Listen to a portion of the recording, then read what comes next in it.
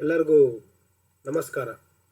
ಈ ಒಂದು ಅವಧಿಯಲ್ಲಿ ನಾವು ಇಂಟರ್ನ್ಯಾಷನಲ್ ಫಿನಾನ್ಷಿಯಲ್ ಮ್ಯಾನೇಜ್ಮೆಂಟ್ ಅಂತ ಏನೊಂದು ಅಧ್ಯಾಯ ಇದೆ, ಈ ಅಧ್ಯಾಯದ ರಿವಿಷನನ್ನು ಮಾಡೋಣ ಅಂಥದ್ದು, ಅಂದರೆ ಪುನರ್ಮನನ. ಓಕೆ, ಈಗ ಇದರಲ್ಲಿ ಏನೇನು ವಿಚಾರಗಳು ಬರ್ತವೆ ಅಂತ ಈ ಅಧ್ಯಾಯದಲ್ಲಿ ನಾವು ಈಗ ರಿವಿಷನ್ ಮಾಡುವಂಥ ವಿಚಾರಗಳು: ಅಂತಾರಾಷ್ಟ್ರೀಯ ಹಣಕಾಸಿನ ನಿರ್ವಹಣೆ, ಓಕೆ, ಅಂದರೆ ಇಂಟರ್ನ್ಯಾಷನಲ್ ಫಿನಾನ್ಷಿಯಲ್ ಮ್ಯಾನೇಜ್ಮೆಂಟ್. ಹಾಗೆ ಫಾರಿನ್ ಎಕ್ಸ್ಚೇಂಜ್ ಮಾರ್ಕೆಟ್ ಅಂತಂದರೆ ವಿದೇಶಿ ವಿನಿಮಯ ಮಾರುಕಟ್ಟೆ ಬಗ್ಗೆ ಅಲ್ವಾ. ಹಾಗೇನೆ ವಿದೇಶಿ ವಿನಿಮಯ ದರಗಳು ಅಂದರೆ ಫಾರಿನ್ ಎಕ್ಸ್ಚೇಂಜ್ ರೇಟ್ಸು, ಅದರಲ್ಲಿ ಬರುವಂತಹ ಸ್ಪಾಟ್ ಎಕ್ಸ್ಚೇಂಜ್ ರೇಟ್ಸು, ಬಿಡ್ ಆಸ್ಕ್ ರೇಟು ಮತ್ತು ಫಾರ್ವರ್ಡ್ ಎಕ್ಸ್ಚೇಂಜ್ ರೇಟ್ಸ್. ಮುಂದುವರಿದು ನೋಡೋದಾದರೆ ಫಾರಿನ್ ಎಕ್ಸ್ಚೇಂಜ್ ರಿಸ್ಕ್ ಅಂತಂದರೆ ವಿದೇಶಿ ವಿನಿಮಯದ ಅಪಾಯಗಳು. ಅಲ್ಲಿ ಬರುವಂಥ ಅಪಾಯಗಳ ಬಗ್ಗೆ ನಾವೀಗ ಅಧ್ಯಯನ ಮಾಡೋಣ. ಹಾಗೇನೆ ಟ್ರಾನ್ಸಾಕ್ಷನ್ ಎಕ್ಸ್ಪೋಜರ್, ಎಕನಾಮಿಕ್ ಎಕ್ಸ್ಪೋಜರ್, ಹಾಗೆ ಟ್ರಾನ್ಸ್ಲೇಷನ್ ಎಕ್ಸ್ಪ್ಲೋಜರ್ಸ್ ಬಗ್ಗೆ ಅಧ್ಯಯನ ಮಾಡೋದು. ಹಾಗೆಯೇ hedging of foreign exchange risk ಅಂತಂದರೆ ವಿದೇಶಿ ವಿನಿಮಯ ಅಪಾಯವನ್ನು ತಪ್ಪಿಸುವುದು, ತಡೆಗಟ್ಟುವುದು. ಮತ್ತೆ ನೋಡಿದ್ರೆ ಫಾರಿನ್ ಕರೆನ್ಸಿ ಆಪ್ಷನ್, ಹಾಗೆ ಮನಿ ಮಾರ್ಕೆಟ್ ಆಪರೇಷನ್ ಅಂದರೆ ಹಣಕಾಸಿನ ಮಾರುಕಟ್ಟೆಯ ಕಾರ್ಯಾಚರಣೆಗಳ ಬಗ್ಗೆ ಅಧ್ಯಯನ ಮಾಡೋಣ. ಹಾಗೇನೆ ಫೈನಾನ್ಸಿಂಗ್ ಇಂಟರ್ನ್ಯಾಷನಲ್ ಆಪರೇಷನ್ಸ್ ಅಂತಂದರೆ ಅಂತಾರಾಷ್ಟ್ರೀಯ ಕಾರ್ಯಾಚರಣೆಗಳಿಗೆ ಹಣಕಾಸು. ಓಕೆ, ಈಗ ಒಂದೊಂದಾಗಿ ನಾವು ರಿವಿಷನ್ನ ಮಾಡೋದಾದರೆ ಅದರಲ್ಲಿ ಮೊದಲನೇದು ಯಾವುದಂತಂದ್ರೆ ಇಲ್ಲಿ ನೋಡ್ರಿ, ಇಲ್ಲಿ ಯಾವುದಂದ್ರೆ ಇಂಟರ್ನ್ಯಾಷನಲ್ ಫೈನಾನ್ಷಿಯಲ್ ಮ್ಯಾನೇಜ್ಮೆಂಟ್ ಅಂತ. ಏನಂಗಂದ್ರೆ it is also known as international finance ಅಂತಂದ್ರೆ ಅಂತಾರಾಷ್ಟ್ರೀಯ ಹಣಕಾಸು ನಿರ್ವಹಣೆ. ಅಂದರೆ ಅದನ್ನು ನಾವು ಇನ್ನೊಂದು ರೀತಿ ಏನಂತ ಕರಿತೇವೆ, ಅದನ್ನು ನಾವು ಅಂತಾರಾಷ್ಟ್ರೀಯ ಹಣಕಾಸು ಅಂತ ಕೂಡ ನಾವು ಇಲ್ಲಿ ಕರಿತೇವೆ. ಮತ್ತು ನೋಡಿದ್ರೆ the definition of international finance is the combination of monetary relations that develop in process of economic agreements, ಯಾವುದೋ trade, foreign exchange, investment between residents of the country and residents of the foreign countries ಅಂತಂದ್ರೆ ಅಂತಾರಾಷ್ಟ್ರೀಯ ಹಣಕಾಸು ವ್ಯಾಖ್ಯಾನವು ಏನು ಹೇಳ್ತಪ್ಪ ಅಂತಂದರೆ ನಮ್ಮ ದೇಶದ ನಿವಾಸಿಗಳು ಮತ್ತು ವಿದೇಶಿ ಏನು ಅಲ್ಲಿಯ ನಿವಾಸಿಗಳ ನಡುವೆ ವ್ಯಾಪಾರ, ವಿದೇಶಿ ವಿನಿಮಯ, ಹೂಡಿಕೆ ಮುಂತಾದ ಆರ್ಥಿಕ ಒಪ್ಪಂದಗಳ ಪ್ರಕ್ರಿಯೆಯಲ್ಲಿ ಅಭಿವೃದ್ಧಿ ಹೊಂದುವ ವಿತ್ತೀಯ ಸಂಬಂಧಗಳ ಒಂದು ಒಟ್ಟು ಸಂಯೋಜನೆಯಾಗಿದೆ ಅಂತ. ಓಕೆ, ಇದನ್ನು ನಾವೇನಂತ ಕರಿತೀವಿ, ಅಂತಾರಾಷ್ಟ್ರೀಯ ಹಣಕಾಸು ಅಂತ ಹೇಳಿ ನಾವು ಇಲ್ಲಿ ಕರಿತೀವಿ ಆಯ್ತಾ. ಹಂಗ ಮತ್ತು ಮುಂದುವರೆದು ನೋಡಿದ್ರೆ ನೇಚರ್, ಸ್ವರೂಪ, ಅದರ ಸ್ವರೂಪ ಯಾವ ರೀತಿ ಇರುತ್ತೆ, ಹಣಕಾಸು ನಿರ್ವಹಣೆಯ ಸ್ವರೂಪ ಏನಿರುತ್ತಪ್ಪ ಅಂತಂದರೆ it is concerned with financial decisions taken in international business ಅಂತಂದ್ರೆ ಅಂತಾರಾಷ್ಟ್ರೀಯ ವ್ಯಾಪಾರ ವಹಿವಾಟಿನಲ್ಲಿ ಅಲ್ವಾ, ಅಂತಾರಾಷ್ಟ್ರೀಯ ವ್ಯವಹಾರ ಅಥವಾ ವ್ಯಾಪಾರ ಒಂದು ಚಟುವಟಿಕೆಯಲ್ಲಿ ತೆಗೆದುಕೊಳ್ಳುವಂತಹ ಹಣಕಾಸು ನಿರ್ಧಾರಗಳಿಗೆ ಇದು ಸಂಬಂಧಿಸಲ್ಪಡ್ತದೆ. ಓಕೆ, ಯಾವುದು IFM it is concerned with the financial decisions taken in international business ಅಂತಂದರೆ ಅಂತಾರಾಷ್ಟ್ರೀಯ ಹಣಕಾಸು ವ್ಯವಹಾರದಲ್ಲಿ ತೆಗೆದುಕೊಳ್ಳುವಂತಹ ಹಣಕಾಸು ನಿರ್ಧಾರಕ್ಕೆ ಇದು ಸಂಬಂಧಪಟ್ಟಿರ್ತದೆ. ಹಾಗೇನೆ it is on extension of corporate finance at international levels ಅಂದರೆ ಒಂದು ವ್ಯಾಪಾರ ಸಂಸ್ಥೆ ಹಣಕಾಸು ಏನಿದೆ ಇದು ಅಂತಾರಾಷ್ಟ್ರೀಯ ಮಟ್ಟಕ್ಕೆ ವಿಸ್ತರಿಸಿರುವುದು, ಇದಕ್ಕೆ ಇದು ಸಂಬಂಧಪಟ್ಟಿರುತ್ತೆ ಅಂತ. ಹಾಗೇನೆ IFM set the standard for international tax planning and international accounting. ಆಗ ಮುಂದೋಡಿದ್ರೆ it includes management of exchange rate risk ಅಲ್ವಾ. ಈಗ ವಿದೇಶಿ ಏನು ವಿನಿಮಯ ದರ ಇದೆ, ಅದರ ಅಪಾಯ ಇದೆ, ಆ ಅಪಾಯದ ನಿರ್ವಹಣೆಯನ್ನ ಒಳಗೊಂಡಿರ್ತದೆ ಅಂತ. ಹಾಗಾಗಿ ಅದೇ ಈ ಒಂದು ಅಂತಾರಾಷ್ಟ್ರೀಯ ಹಣಕಾಸು ನಿರ್ವಹಣೆಯ ಸ್ವರೂಪ ಆಗಿರ್ತದೆ. ಹಾಗೆ ಮಹತ್ವ ಅಂದರೆ ಒಂದಷ್ಟು ಸ್ಕೋಪ್. ಏನಪ್ಪ ಈ ಸ್ಕೋಪ್ ಅಂದ್ರೆ ಏನೇನು ಒಳಗೊಂಡಿರುತ್ತೆ ಇದಂದ್ರೆ ಫಾರಿನ್ ಎಕ್ಸ್ಚೇಂಜ್ ಮಾರ್ಕೆಟ್ ಅಂದ್ರೆ ವಿದೇಶಿ ವಿನಿಮಯ ಮಾರುಕಟ್ಟೆ, ಇಂಟರ್ನ್ಯಾಷನಲ್ ಅಕೌಂಟಿಂಗ್ ಅಂದ್ರೆ ಅಂತಾರಾಷ್ಟ್ರೀಯ ಲೆಕ್ಕಶಾಸ್ತ್ರ. ಯಾಕೆ ಅಂತಾರಾಷ್ಟ್ರೀಯ ಲೆಕ್ಕಶಾಸ್ತ್ರ ಅಂದ್ರೆ ಒಂದೊಂದು ದೇಶ ಒಂದೊಂದು ರೀತಿಯಲ್ಲಿ ಮೇಂಟೈನ್ ಮಾಡುತ್ತೆ. ಹಾಗಾಗಿ ಅಂತಾರಾಷ್ಟ್ರೀಯ ವ್ಯವಹಾರಕ್ಕೆ ಬಂದಾಗ ಎಲ್ಲ ಒಂದೇ ರೀತಿ ಮೇಂಟೈನ್ ಆಗಿರ್ಬೇಕು ಡಾಕ್ಯುಮೆಂಟ್ಸ್. ಹಂಗೇನೆ ಎಕ್ಸ್ಚೇಂಜ್ ರೇಟ್ ರಿಸ್ಕ್ ಮ್ಯಾನೇಜ್ಮೆಂಟ್ ಅಂತಂದ್ರೆ ವಿದೇಶಿ ದರದ ಏನು ಅಪಾಯ ಇರುತ್ತೆ ಅದರ ನಿರ್ವಹಣೆ. ಮತ್ತೊಂದರೆ it is also includes management of finance functions of international business ಅಂದ್ರೆ ಅಂತಾರಾಷ್ಟ್ರೀಯ ವ್ಯವಹಾರದ ಅಥವಾ ಅಂತಾರಾಷ್ಟ್ರೀಯ ವ್ಯಾಪಾರದ ಹಣಕಾಸಿನ ಕಾರ್ಯಗಳನ್ನ ಇದು ಒಳಗೊಂಡಿರ್ತದೆ. ಹಂಗ ಮತ್ತೆ ಮುಂದೋಡಿದ್ರೆ IFM sorts out the issues relating to FDI and foreign portfolio investment ಅಂದ್ರೆ ಇದೇನ್ ಮಾಡುತ್ತೆ, ವಿದೇಶಿ ನೇರ ಬಂಡವಾಳ ಮತ್ತು ಫಾರಿನ್ ಪೋರ್ಟ್ಫೋಲಿಯೋ ಇನ್ವೆಸ್ಟ್ಮೆಂಟ್ ಅಲ್ವಾ, ಇದು ಸಾಂಸ್ಥಿಕ ಹೂಡಿಕೆದಾರರ ಹತ್ರ ಕರಿತೀವಲ್ಲ, ಇವರ ನಡುವೆ ಬರುವಂತ ಇಶ್ಯೂಸ್ಗಳನ್ನ ಇದೇನ್ ಮಾಡ್ತದೆ, ಇದು ಸಾರ್ಟ್ ಔಟ್ ಮಾಡ್ತದಂತ. ಹಾಗೆ ಇಟ್ ಮ್ಯಾನೇಜಸ್ ವೇರಿಯಸ್ ರಿಸ್ಕ್ಸ್ ಯಾವ್ಯಾವುದು such as inflation risk, interest rate risk, credit risk and exchange rate risk. ಅಂದ್ರೆ ಇದು ಯಾವ್ಯಾವ್ದ ನಿರ್ವಹಣೆ ಮಾಡುತ್ತಪ್ಪ ಅಂದ್ರೆ ಹಲವಾರು ರೀತಿಯ ಅಪಾಯಗಳನ್ನ ಇದು ನಿರ್ವಹಣೆ ಮಾಡ್ತದೆ. ಅದರಲ್ಲಿ ಬಹುಮುಖ್ಯವಾಗಿ ಇನ್ಫ್ಲೇಷನ್ ಇಂದ ಆಗುವಂತಹ ಅಪಾಯಗಳು, ಇನ್ಫ್ಲೇಷನ್ ದರದಿಂದ, ಹಾಗೆ ಬಡ್ಡಿ ದರದ ಅಪಾಯಗಳು, ಕ್ರೆಡಿಟ್ ರಿಸ್ಕು ಮತ್ತು ವಿನಿಮಯ ದರದ ಅಪಾಯಗಳನ್ನ ಇದು ನಿರ್ವಹಣೆ ಮಾಡ್ತದಂತ. ಅಂದ್ರೆ ಯಾಕೆ ಮಹತ್ವ ಕೊಡ್ತೀವಿ ಅನ್ನೋದ್ರ ಬಗ್ಗೆ ನಾವಿಲ್ಲಿ ಕಲಿತಾ ಇದ್ದೀವಲ್ಲ, ಹಾಗಾಗಿ ಇವೆಲ್ಲವೂ ಇಲ್ಲಿ ಬಹಳ ಮಹತ್ವ ಆಯ್ತದೆ ಅಂತಾರಾಷ್ಟ್ರೀಯ ವ್ಯಾಪಾರದಲ್ಲಿ.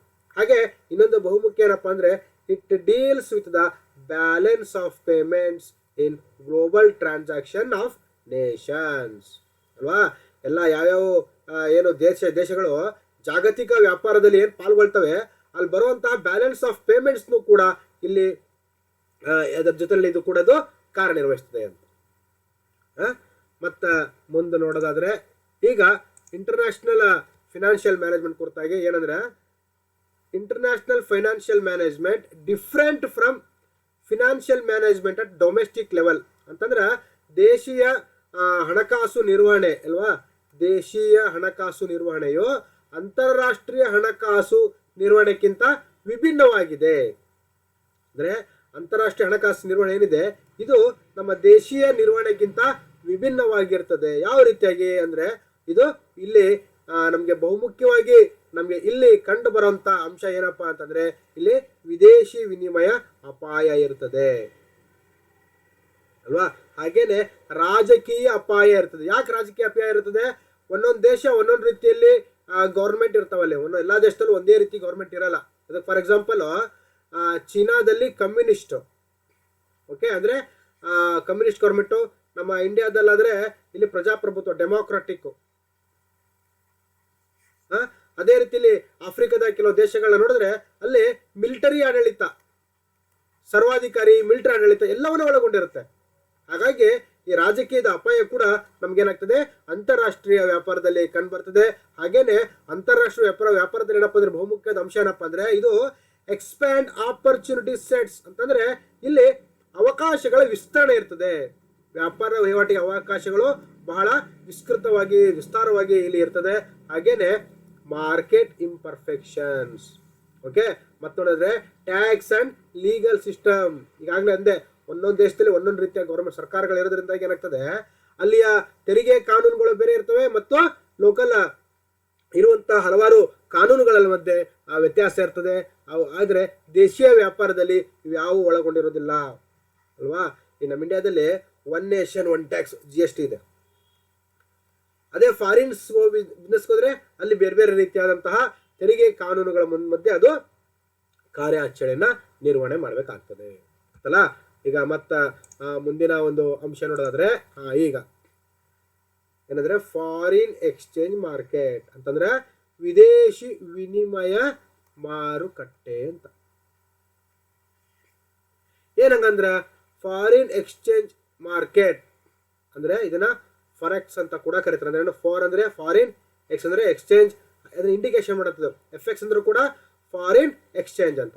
ಹಾಗೆ ಆರ್ ಕರೆನ್ಸಿ ಮಾರ್ಕೆಟ್ ಅಲ್ವಾ, it is a form of exchange rate for the global decentralized trading of international currencies ಅಂತಂದ್ರೆ ವಿದೇಶಿ ವಿನಿಮಯ ಮಾರುಕಟ್ಟೆ ಅಂತಾರಾಷ್ಟ್ರೀಯ ಕರೆನ್ಸಿಗಳ ಅಲ್ವಾ, ಅಂತಾರಾಷ್ಟ್ರೀಯ ಏನು ಕರೆನ್ಸಿ ಇದೆ ಆ ಕರೆನ್ಸಿಗಳ ವಿಕೇಂದ್ರೀಕೃತ ವಹಿವಾಟಿನ ಅಲ್ವಾ, ವಿಕೇಂದ್ರೀಕೃತ ಡಿಸೆಂಟ್ರಲೈಸ್ಡ್ ವಹಿವಾಟಿನ ವಿನಿಮಯದ ಒಂದು ರೂಪವಾಗಿದೆ ಅಂತ. ಅಂದ್ರೇನು, ವಿಕೇಂದ್ರೀಕೃತ ವಹಿವಾಟಿನ ವಿನಿಮಯದ ಒಂದು ರೂಪವಾಗಿರ್ತದೆ ಇದು. ಹಾಗೆ ಮತ್ತ ಇನ್ನು ಮುಂದುವರೆದು ನೋಡೋದಾದ್ರೆ it is the market in which foreign currencies are bought and sold. ಅಂದರೆ ವಿದೇಶಿ ಏನು ಕರೆನ್ಸಿಗಳಿದಾವೆ ಅದರ ಖರೀದಿ ಮತ್ತು ಮಾರಾಟ ಚಟುವಟಿಕೆ ನಡೆಯುವಂತಹ ಒಂದು ಮಾರುಕಟ್ಟೆಯಾಗಿದೆ ಅಲ್ವಾ. ಅದಕ್ಕೆ ಇಂಡಿಯಾದು ರುಪಿ ಅಲ್ವಾ, ಅದೇ ಥರ ಅಮೇರಿಕಾದು ಡಾಲರ್. ಈ ಥರ ಇದ್ದಾಗ ಏನಾಗುತ್ತೆ, ಇಲ್ಲಿ ರುಪಿಯ ಖರೀದಿ ಮಾರಾಟ ಆಗಿರ್ಬೋದು ಅಥವಾ ಡಾಲರ್ನ ಖರೀದಿ ಅಥವಾ ಮಾರಾಟ ಆಗಿರ್ಬೋದು. ಈಗ ನಾವು ಅಮೇರಿಕಾದೊಂದಿಗೆ ವ್ಯಾಪಾರ ಮಾಡಬೇಕಾದಾಗ ಡಾಲರಲ್ಲೇ ಮಾಡಬೇಕು. ಹಾಗೇನಾಗುತ್ತೆ, ಮಾರುಕಟ್ಟೆ ಇಂಥ ಅಂತಾರಾಷ್ಟ್ರೀಯ ಮಾರುಕಟ್ಟೆ ಏನು ಮಾಡ್ತದೆ, ನಮಗೆ ಡಾಲರಲ್ಲಿ ಖರೀದಿ ಮಾಡುವಂಥ ಒಂದು ಇದು ಕೊಡ್ತದೆ, ಹಾಗೆಯೇ ಡಾಲರ್ನಲ್ಲಿ ಮಾರಾಟ ಮಾಡುವಂಥ ಒಂದು ವೇದಿಕೆಯನ್ನು ಇದು ಕಲ್ಪಿಸಿಕೊಡ್ತದೆ. ಮತ್ತು ಮುಂದೆ ನೋಡೋದಾದ್ರೆ the buyers and sellers include individuals, firms, foreign exchange brokers, commercial banks and the central bank. ಅಂದರೆ ಈ ಒಂದು ಇಲ್ಲಿ ಯಾರು ಖರೀದಿ ಮತ್ತು ಮಾರಾಟ ಚಟುವಟಿಕೆ ಮಾಡ್ತಾರಲ್ಲ ಅವರು ಯಾರ್ಯಾರ ಒಳಗೊಂಡಿರುತ್ತೆ ಅಂತಂದ್ರೆ ಇಂಡಿವಿಜುವಲ್ಸ್ ಒಳಗೊಂಡಿರುತ್ತೆ, ಏಕ ವ್ಯಕ್ತಿ. ಹಾಗೆ ಫರ್ಮ್ಸ್ ಅಂತಂದ್ರೆ ವ್ಯಾಪಾರ ಸಂಸ್ಥೆಗಳು, ಹಾಗೇನೆ ಅಂತಾರಾಷ್ಟ್ರೀಯ ವಿನಿಮಯದಲ್ಲಿ ಬರುವಂಥ ಬ್ರೋಕರ್ಸ್, ದಲ್ಲಾಳಿಗಳು. ಮತ್ತು ಮುಂದೆ ನೋಡಿದ್ರೆ ಕಮರ್ಷಿಯಲ್ ಬ್ಯಾಂಕ್ಸ್ ಅಂತಂದ್ರೆ ವಾಣಿಜ್ಯ ಬ್ಯಾಂಕುಗಳು ಹಾಗೂ ಆಯಾ ದೇಶದ ಕೇಂದ್ರ ಬ್ಯಾಂಕುಗಳು ಈ ಚಟುವಟಿಕೆಯಲ್ಲಿ ಒಳಗೊಂಡಿರ್ತವೆ. ಈ ಚಟುವಟಿಕೆಗಳು ನಾವು ಮಾಡ್ತವೆ ಅಂತ ಯಾರ ಪರವಾಗಿ, ಗ್ರಾಹಕರ ಪರವಾಗಿ. ಓಕೆ, ಈಗ ಮತ್ತೆ ಇನ್ನು ಮತ್ತೆ ಮುಂದೆ ನೋಡಿದ್ರೆ ಕ್ಯಾರೆಕ್ಟರಿಸ್ಟಿಕ್ಸ್ ಅಲ್ವಾ, ಗುಣಲಕ್ಷಣಗಳು. ಅಂತಾರಾಷ್ಟ್ರೀಯ ವಿನಿಮಯ ಮಾರುಕಟ್ಟೆಯಲ್ಲಿ ಬರುವಂತಹ ಗುಣಲಕ್ಷಣಗಳು ಏನೇನು ಬರ್ತವೆ ಇಲ್ಲಿ. ಇದು ಎಲೆಕ್ಟ್ರಾನಿಕ್ ಮಾರುಕಟ್ಟೆ ಆಗಿರುತ್ತೆ ಅಂತಂದ್ರೇನು, ವಿದ್ಯುನ್ಮಾನ ಮಾರುಕಟ್ಟೆ ಆಗಿರ್ತದೆ. ಅದೇ ತರ ಜಿಯೋಗ್ರಫಿಕಲ್ ಡಿಸ್ಪರ್ಸಲ್ ಅಂದ್ರೆ ಭೌಗೋಳಿಕ ಪ್ರಸರಣ, ಅಂದ್ರೆ ತುಂಬಾ ಎಲಾಬ್ರೇಟ್ ಆಗಿರುತ್ತೆ ಇಲ್ಲಿ. ಹಾಗೆ ಮತ್ತೆ ನೋಡಿದ್ರೆ ಟ್ರಾನ್ಸ್ಫರ್ಸ್ ಆಫ್ ಪರ್ಚೇಸಿಂಗ್ ಪವರ್ ಅಂದ್ರೆ ಕೊಳ್ಳುವ ಶಕ್ತಿಯ ವರ್ಗಾವಣೆ. ಓಕೆ, ಕೊಳ್ಳುವ ಶಕ್ತಿಯ ವರ್ಗಾವಣೆ, ಪರ್ಚೇಸಿಂಗ್ ಪವರ್. ಹೆಂಗಂದ್ರೆ ಈಗ ನಮ್ಮ ಖರೀದಿಯ ಸಾಮರ್ಥ್ಯ ಯಾವ್ದ್ರ ಮೇಲೆ ಡಿಪೆಂಡ್ ಆಗಿರುತ್ತೆ, ನಮ್ಮ ಎಕ್ಸ್ಪೋರ್ಟ್ ಮಾಡಿದಾಗ ಏನಾಯ್ತು, ನಾವು ಇಲ್ಲಿಂದ ಈಗ ಭಾರತದಿಂದ ಯಾವುದೋ ಬೇರೆ ದೇಶಕ್ಕೆ ನಾವು ವಸ್ತುಗಳನ್ನ ನಾವು ಮಾರಾಟ ಮಾಡಿದಾಗ ಏನಾಗುತ್ತೆ, ಇಲ್ಲಿಯ ಕರೆನ್ಸಿ ನಮಗೆ ಬಂದು ಸೇರ್ಕೊಳ್ಳುತ್ತೆ ಅಲ್ವಾ. ಅಮೇರಿಕಾಗೆ ನಾವು ಮಾರಾಟ ಮಾಡಿದಾಗ ಡಾಲರ್ ಬಂದು ನಮಗೆ ಸೇರ್ಕೊಳ್ತಾ ಇರುತ್ತೆ. ಇದರಿಂದ ಏನಾಗುತ್ತೆ, ನಮ್ಮ ಖರೀದಿಯ ಸಾಮರ್ಥ್ಯ ಹೆಚ್ಚಾಗ್ತದೆ, ಅಲ್ವಾ.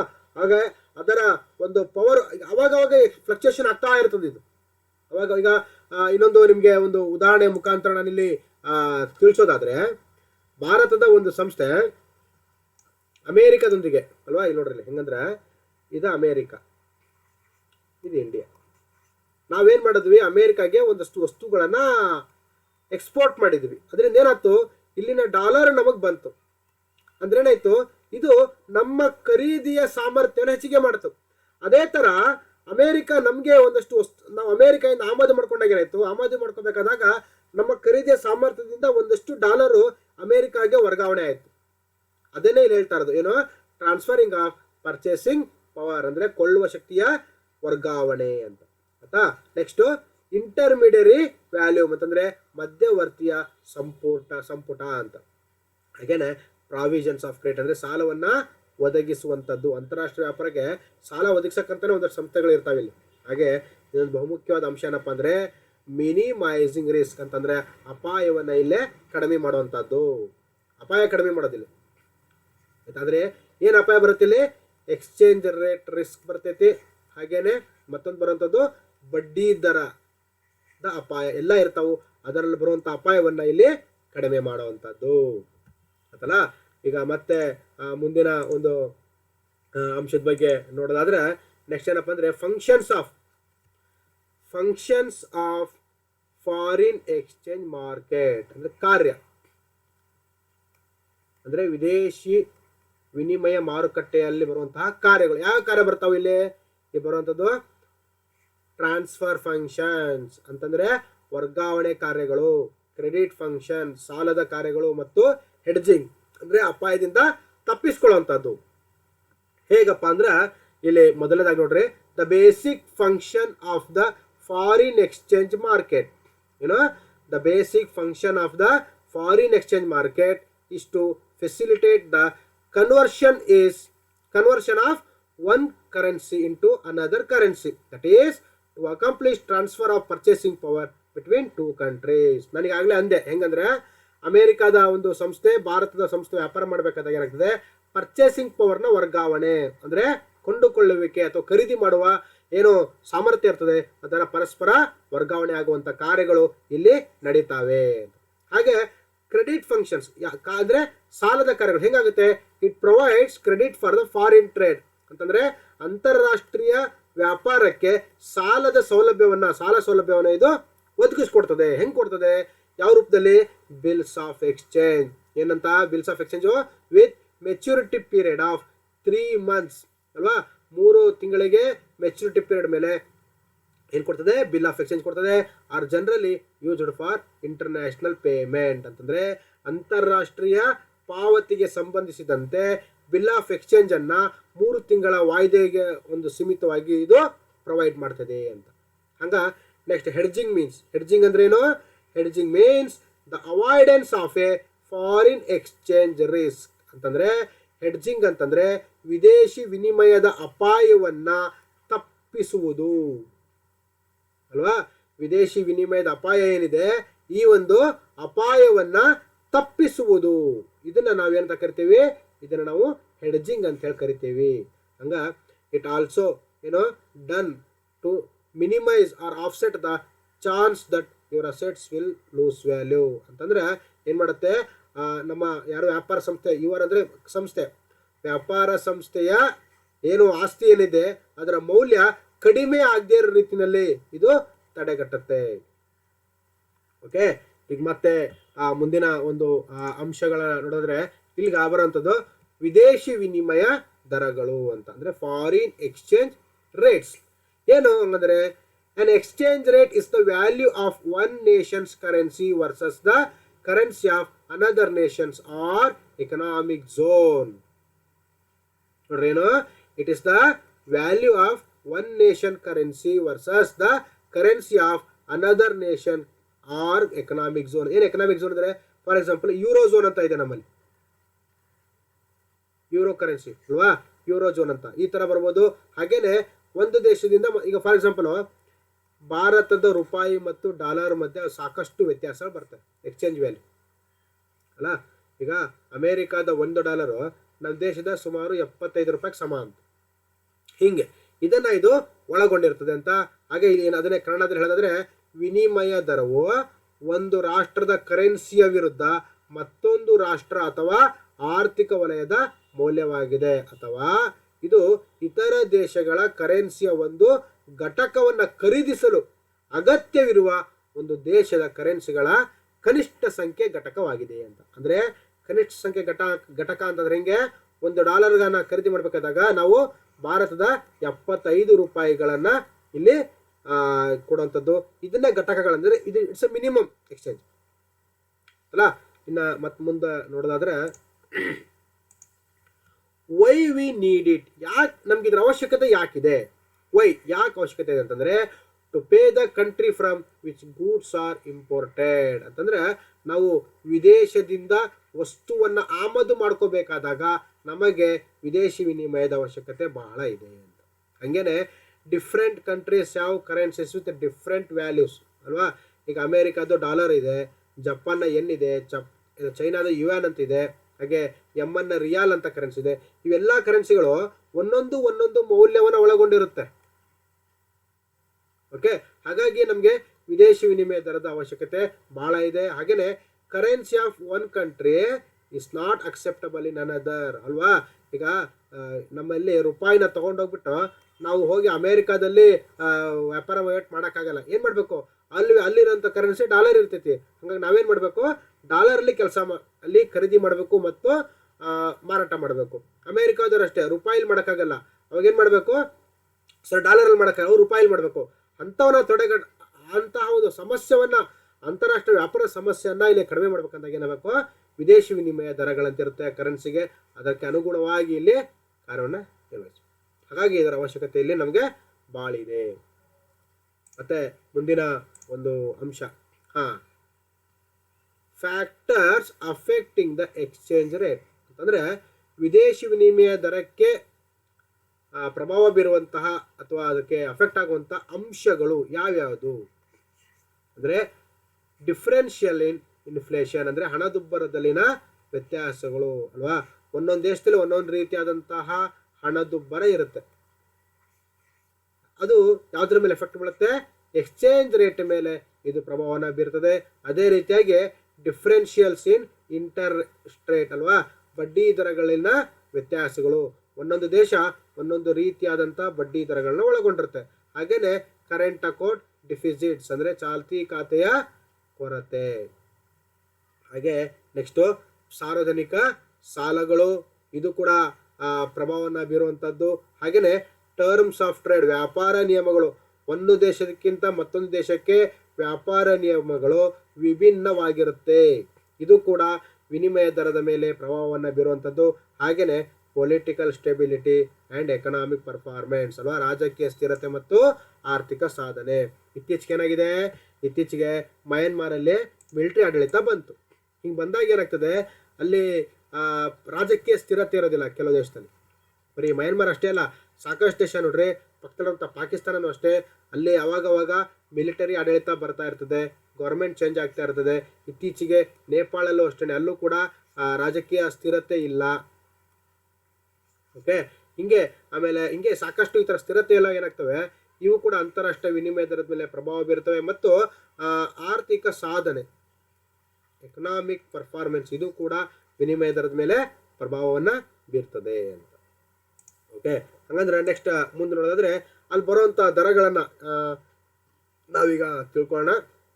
ಮೊದಲನೇದಾಗಿ ಸ್ಪಾಟ್ ಎಕ್ಸ್ಚೇಂಜ್ ರೇಟ್ಸ್ ಅಂತಂದ್ರೆ it is the current price level ಯಾವುದು in the market to directly exchange one currency for another. ಏಕೆ, for delivery on the earliest possible value date ಅಂತ. ಅಂದರೆ ಸಾಧ್ಯವಾದಷ್ಟು ಮೌಲ್ಯದ ದಿನಾಂಕದಂದು ವಿತರಿಸಲು ಒಂದು ಕರೆನ್ಸಿಯನ್ನು ಇನ್ನೊಂದಕ್ಕೆ ನೇರವಾಗಿ ವಿನಿಮಯ ಮಾಡಿಕೊಳ್ಳುವುದು. ಯಾವ ರೀತಿಯಲ್ಲಿ, ಮಾರುಕಟ್ಟೆಯಲ್ಲಿನ ಪ್ರಸ್ತುತದ ಬೆಲೆಗೆ. ಓಕೆ, ಇದನ್ನು ನಾವೇನಂತ ಕರಿತೀವಿ, on the spot exchange rates ಅಂತ ಹೇಳಿ ಕರಿತೀವಿ. ಇದು ಫಾರ್ವರ್ಡ್ ಎಕ್ಸ್ಚೇಂಜ್ ರೇಟ್ಸ್ ಅಂದರೆ ಮುಂದುವರಿದ ವಿನಿಮಯ ದರ ಅಂತ. ಇದು ಎಂತ ಕರಿತೀವಿ, ಮುಂದುವರಿದ ವಿನಿಮಯ ದರ ಅಂತ. ಹಿಂಗಂದ್ರೆ ಏನು, it is the exchange rate ಏನು at which a bank agrees to exchange one currency for another at a future date when it enters in to a forward contract with an investor. ಅಂತಂದ್ರೆ ಈ ಹೂಡಿಕೆದಾರರೊಂದಿಗೆ ಏನು ಮಾಡೋಂಥದ್ದು, ನಾವು future ಡೇಟನ್ನು ಅಂದರೆ ಭವಿಷ್ಯದ, future ಅಂದರೆ ಭವಿಷ್ಯ ಅಲ್ವಾ, ಈ ಭವಿಷ್ಯದ ದಿನಾಂಕದಂದು ಒಂದು ಒಪ್ಪಂದ ಮಾಡ್ಕೊಳ್ಳೋಂಥದ್ದು ಅಲ್ವಾ.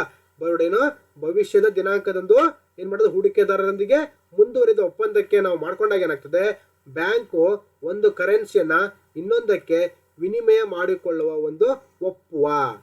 ಅಂದರೆ ಈಗ ಅಂತಾರಾಷ್ಟ್ರೀಯ ವ್ಯಾಪಾರದಲ್ಲಿ ಕರೆನ್ಸಿ ಎಕ್ಸ್ಚೇಂಜ್ ರೇಟು ಫ್ಲಕ್ಚುಯೇಷನ್ಸ್ ಆಗ್ತಾ ಇರುತ್ತೆ, ಅಂದರೆ ಚೇಂಜಸ್ ಆಗ್ತಾ ಇರ್ತದೆ, ಬದಲಾವಣೆಗಳು ನಡೀತಾ ಇರ್ತದೆ.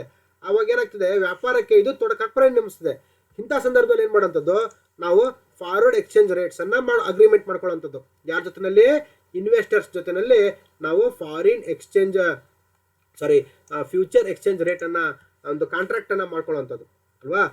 ಫಾರ್ವರ್ಡ್ ಕಾಂಟ್ರಾಕ್ಟನ್ನು ಮಾಡ್ಕೊಂಡಾಗ ಏನಾಗ್ತದೆ, ಅವಾಗ ಒಂದು ಇಬ್ಬರು ಮತ್ತೆ ಒಂದು ಒಪ್ಪಂದದಲ್ಲಿ ಏನಂತ ಒಂದು ಅಗ್ರಿ ಮಾಡ್ಕೋತೀವಿ ಇಬ್ರು, ಒಂದು ಸಮ್ ಇನ್ ಫ್ಯೂಚರ್ ಒಂದು 6 months ಅಥವಾ 3 months ಕರೆನ್ಸಿ ರೇಟ್ ಎಷ್ಟೇ ಫ್ಲಕ್ಚುಯೇಷನ್ಸ್ ಆದರೂ ನಾವಿಬ್ಬರು ಸೇರಿ ನಿರ್ಧಾರ ಮಾಡಿಕೊಂಡಿರುವಂಥ ದರಕ್ಕೆ ವಿನಿಮಯ ಮಾಡ್ಕೊಳ್ಳೋದು ಅಂತ ಅಲ್ವಾ. ಇದನ್ನು ನಾವೇನಂತ ಕರಿತೀವಿ, ವಿದೇಶಿ ಮುಂದುವರಿದ ವಿನಿಮಯ ದರ ಅಂತೇಳಿ ನಾವು ಕರಿತೇವೆ. ಹಾಗೆ ನೆಕ್ಸ್ಟು ಬಿಡ್ ಆಸ್ಕ್ ರೇಟ್ ಅಂತ. ಬಿಡ್ ಆಸ್ಕ್ ರೇಟ್. ಇಲ್ಲಿ ಎರಡು ತರ ಬರ್ತಾವ ನೋಡ್ರಿ. ಏನಂದ್ರೆ ದ ಬಿಡ್ ಪ್ರೈಸ್ ರೆಫರ್ಸ್ ಏನಂತ to the highest price a buyer will pay for security ಅಲ್ವಾ, ಭದ್ರತೆಗೆ ಪಾವತಿ ಮಾಡುವಂಥದ್ದು ದರ ಇದು. ಇದು the ask price refers to the lowest price a seller will accept for security. ಅಂದ್ರೆ ಖರೀದಿ ಮಾಡುವಂಥವನು ಭದ್ರತೆ ಕುರಿತಾಗಿ ಅಕ್ಸೆಪ್ಟ್ ಮಾಡುವಂಥ ಲೋಯೆಸ್ಟ್ ಪ್ರೈಸ್ ಇದು. The difference between these two prices is known as the spread. ಅಂದ್ರೆ ಇವೆರಡರ ನಡುವಿನ ವ್ಯತ್ಯಾಸವನ್ನು ನಾವೇನಂತ ಕರಿತೀವಿ, ಸ್ಪ್ರೆಡ್ ಅಂತ ಕರಿತೀವಿ. The greater the liquidity of the security ಅಂತಂದ್ರೆ ಭದ್ರತೆಗಾಗಿ ಖರೀದಿದಾರರು ಪಾವತಿಸುವ ಅತ್ಯಧಿಕ ಬೆಲೆಯನ್ನ ಬಿಡ್ ಬೆಲೆ ಸೂಚಿಸ. ಅಂದ್ರೆ ಇದು ಅತ್ಯಧಿಕ ಬೆಲೆ ಭದ್ರತೆಗೋಸ್ಕರ ಯಾರು ಪಾವತಿಸುವ ಖರೀದಿದಾರರು ಮಾಡುವಂಥ ಖರೀದಿದಾರ. ಅದೇ ತರ ಇಲ್ಲಿ ಆಸ್ಕ್ ರೇಟ್ ಅಂತ. ಆಸ್ಕ್ ರೇಟ್ ಅಂತಂದ್ರೆ ಕೇಳುವ ಬೆಲೆ, ಏನು ಭದ್ರತೆಗಾಗಿ ಮಾರಾಟಗಾರನು ಸ್ವೀಕರಿಸುವ ಕಡಿಮೆ ಬೆಲೆಯನ್ನ ಇದು ಸೂಚರಿಸುತ್ತದೆ ಅಲ್ವಾ. ಇದು ಮಾರಾಟಕ್ಕಾಯ್ತು, ಇದು ಕಡಿಮೆಗಾಯ್ತು ಅಲ್ವಾ. ಇದು ಮಾರಾಟ ಮತ್ತು ಇದು ಖರೀದಿಗಾಯ್ತು. ಈ ಎರಡೂ ಬೆಲೆಗಳ ನಡುವಿನ ವ್ಯತ್ಯಾಸವನ್ನ ಏನಂತ ಕರಿತೀವಿ, ಹರಡುವಿಕೆ ಅಂತಂದ್ರೆ ಸ್ಪ್ರೆಡ್ ಅಂತ ಕರಿತೀವಿ. ಸಣ್ಣ ಹರಡುವಿಕೆ ಕೊಟ್ಟಿರುವ ಭದ್ರತೆ ಹೆಚ್ಚಿನ ದ್ರವ್ಯತೆ ಅಂತಂದ್ರೆ ಎಕ್ಸ್ಚೇಂಜ್ ರೇಟ್ ಇಲ್ಲಿ ಬಹಳ ಕಡಿಮೆ ಇರಬೇಕು. ಎರಡರ ನಡುವಿನ ವ್ಯತ್ಯಾಸ ಕಡಿಮೆ ಇದ್ದಷ್ಟು ಅದು ಅನುಕೂಲಕರ ದರ ಅಂತ ಆಯ್ತಲ್ಲ. ಈಗ ನೆಕ್ಸ್ಟ್ ಮುಂದೆ ಒಂದು ಅಂಶ ನೋಡೋದಾದ್ರೆ ಏನಂದ್ರೆ ಇಲ್ಲಿ ನೋಡ್ರಿ, ಇಲ್ಲಿ ಫಾರಿನ್ ಎಕ್ಸ್ಚೇಂಜ್ ರಿಸ್ಕ್ ಅಂತ ಅಂತಂದ್ರೆ ವಿದೇಶಿ ವಿನಿಮಯ ಅಪಾಯ. ಏನಂಗಂದ್ರೆ also known as exchange rate risk or currency risk ಅಂತಂದ್ರೆ ವಿದೇಶಿ ವಿನಿಮಯ ಅಪಾಯವನ್ನ ನಾವೇನಂತ ಕರಿತೀವಿ, ವಿನಿಮಯ ದರದ ಅಪಾಯ ಅಲ್ವಾ. ವಿನಿಮಯ ದರದ ಅಪಾಯ ಅಂತ ಕೂಡ ಕರಿತೀವಿ. ಹಂಗೆ ಇದನ್ನ ನಾವು ಮತ್ತೊಂದೇನು ಕರಿತೀವಿ, ಕರೆನ್ಸಿ ಅಪಾಯ ಅಂತ ಕೂಡ ಕರಿತೀವಿ. ಕರೆನ್ಸಿಯ ಅಪಾಯ ಅಂತ ಕೂಡ ನಾವಿದನ್ನ ಕರಿತೀವಿ ಆಯ್ತಾ. ಹಂಗ ಮತ್ತೆ ನಾವು ಮುಂದುವರಿದು ನೋಡೋದಾದ್ರೆ ನೋಡ್ರಿ ಏನೋ ವಿನಿಮಯ ದರದ ಅಪಾಯ ಅಥವಾ ಕರೆನ್ಸಿ ಅಪಾಯ ಅಂತ ಕೂಡ ಕರಿತೀವಿ. ಮುಂದುವರೆದು ನೋಡೋದಾದ್ರೆ ಇಟ್ ರೆಫರ್ಸ್ ಟು ದ ಏನು losses that on international financial transactions may incur due to currency fluctuations ಅಂತಂದ್ರೆ ಅಂತಾರಾಷ್ಟ್ರೀಯ ವ್ಯಾಪಾರದಲ್ಲಿ ಏನಾದರೂ ನಷ್ಟ ಸಂಭವಿಸಿದೆ ಅಂತಂದ್ರೆ ಅದು ಯಾವ ಕಾರಣ, ಅದಕ್ಕೆ ಪ್ರಮುಖ ಕಾರಣ ಏನಾಗಿರ್ತದೆ, ವಿನಿಮಯ ದರದಲ್ಲಿನ ಅಲ್ವಾ, ಎಕ್ಸ್ಚೇಂಜ್ ರೇಟ್ ಅಲ್ಲಿನ ಏರಿಳಿತ ಅಲ್ವಾ. ಏರಿಳಿತಗಳು ಕೆಲವೊಮ್ಮೆ ಏನ್ ಮಾಡ್ಕೊಬಿಡ್ತದೆ, ಅಂತಾರಾಷ್ಟ್ರೀಯ ವ್ಯಾಪಾರದಲ್ಲಿ ಏನೋ ನಷ್ಟವನ್ನ ಸೂಚಿಸ್ಬಿಡ್ತದೆ. ಅದೇ ಅಲ್ವಾ, ಏನೋ ಕರೆನ್ಸಿಯ ಏರಿಳಿತದಿಂದಾಗಿ ಅಂತಾರಾಷ್ಟ್ರೀಯ ಹಣಕಾಸು ವಹಿವಾಟಿಗೆ ಆಗಬಹುದಾದ ನಷ್ಟವನ್ನ ಇದು ಸೂಚಿಸ್ಕೊಡ್ತದೆ. ಓಕೆ, ಸೊ ನೆಕ್ಸ್ಟ್ ಮತ್ತೆ ಮುಂದುವರಿದು ನೋಡೋಣ. ಏನಂದ್ರೆ ಈಗ ಫಾರಿನ್ ಎಕ್ಸ್ಚೇಂಜ್ ರಿಸ್ಕ್ ಅಂತಂದ್ರೆ ವಿದೇಶಿ ವಿನಿಮಯ ಅಪಾಯ. ಯಾವ್ಯಾವ ಥರ ಅಪಾಯ ಇದೆ, there are 3 types of exchange rates, exchange risks ಅಪಾಯ. ಹಿಂಗೆ ಒಂದು ಟ್ರಾನ್ಸಾಕ್ಷನ್ ರಿಸ್ಕ್ ಅಂತಂದ್ರೆ ವಹಿವಾಟು ಅಪಾಯ. ಎರಡನೇದೇನು ಟ್ರಾನ್ಸ್ಲೇಷನ್ ರಿಸ್ಕ್ ಅಂತಂದ್ರೆ ಇದು ಅನುವಾದದ ಅಪಾಯ.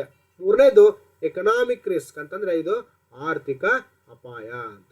ಅಂದ್ರೆ it occurs when a company is committed to a foreign currency. ಅಂದ್ರೆ ಏನು, ಇಟ್ ಅಕರ್ಸ್ ವೆನ್ ಇದು ಯಾವಾಗುತ್ತೆ, ಎ ಕಂಪನಿ ಏನೋ is committed to a foreign currency denominated transaction ಅಲ್ವಾ. Financial operation such as borrowing and lending in foreign currencies. ಅಂದ್ರೆ ಒಂದು ವ್ಯಾಪಾರ ಸಂಸ್ಥೆ ಯಾವುದೋ ಒಂದು ವಿದೇಶಿಯ ಕರೆನ್ಸಿ ಮೇಲೆ ವ್ಯಾಪಾರ ವಹಿವಾಟಿಗೆ ಡಿಪೆಂಡ್ ಆದಾಗ ಇಂತಹ ಒಂದು ಅಪಾಯ ಇಲ್ಲಿ ಉದ್ಭವ ಆಗ್ತದೆ ಅಂತ ಆಯ್ತಾ. ಹಂಗ ಮತ್ತ ಮುಂದುವರೆದು ನೋಡಿದ್ರೆ it related to assets and liabilities of a balance sheet denominated in foreign currency.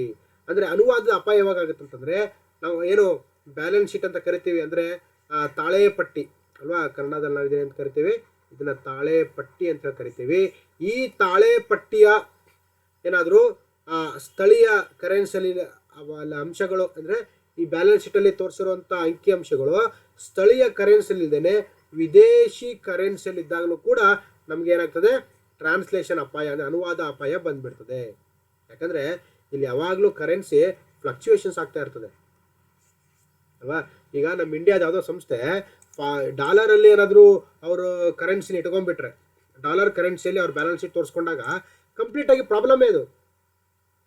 ಈಗ ಇಂಡಿಯಾದ ಸಂಸ್ಥೆ ತನ್ನ ಬ್ಯಾಲೆನ್ಸ್ ಶೀಟನ್ನು ಡಾಲರಲ್ಲಿ ತೋರಿಸ್ಬಿಟ್ರೆ ಏನಾಗ್ತದೆ, ಇದು ಯಾವಾಗಲೂ ರೇಟ್ ಫ್ಲಕ್ಚುಯೇಷನ್ಸ್ ಆಗ್ತಾ ಇರ್ತದೆ ಆ ಸಂದರ್ಭದಲ್ಲಿ ಉಂಟಾಗುವಂಥ ಇದು ಅಪಾಯ.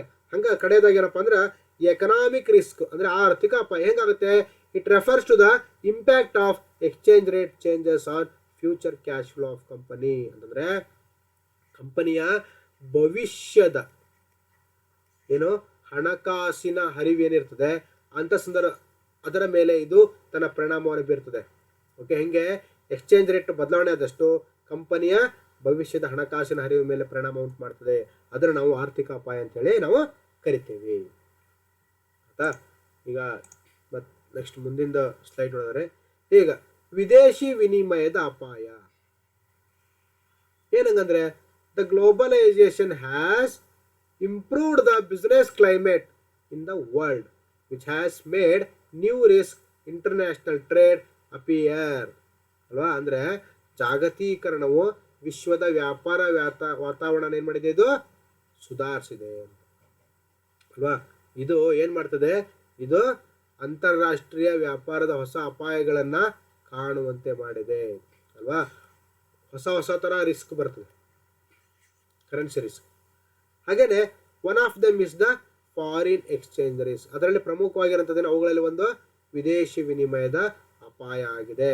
Which is important to consider since many companies are dependent on international trade. ಅಂತಂದರೆ ಇದು ಅನೇಕ ಕಂಪನಿಗಳು ಅಂತಾರಾಷ್ಟ್ರೀಯ ವ್ಯಾಪಾರವನ್ನು ಅವಲಂಬಿಸಿರುವುದರಿಂದ ಇದನ್ನು ಬಹಳವಾಗಿ ನಾವು ಪರಿಗಣಿಸಬೇಕಾಗಿದೆ. ಅಂದರೆ ಯಾವುದೋ ಒಂದು ದೇಶದ, ಈಗ ಫಾರ್ ಎಕ್ಸಾಂಪಲ್ ಭಾರತದಲ್ಲೇ ಏನು ವ್ಯಾಪಾರ ಸಂಸ್ಥೆಗಳಿದ್ದಾವೆ ಇದು ವಿದೇಶಿ ವ್ಯಾಪಾರದ ಮೇಲೆ ಬಹಳ ಡಿಪೆಂಡ್ ಆಗಿದೆ ಅಲ್ವಾ.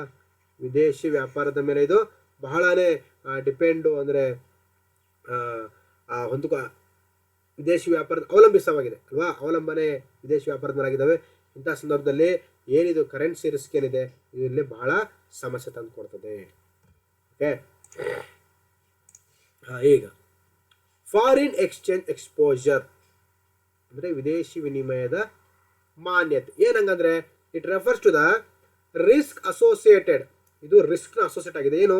With the exchange rates that changes frequently and can have adverse effect on the financial transaction. Adverse effected ಅಲ್ವಾ.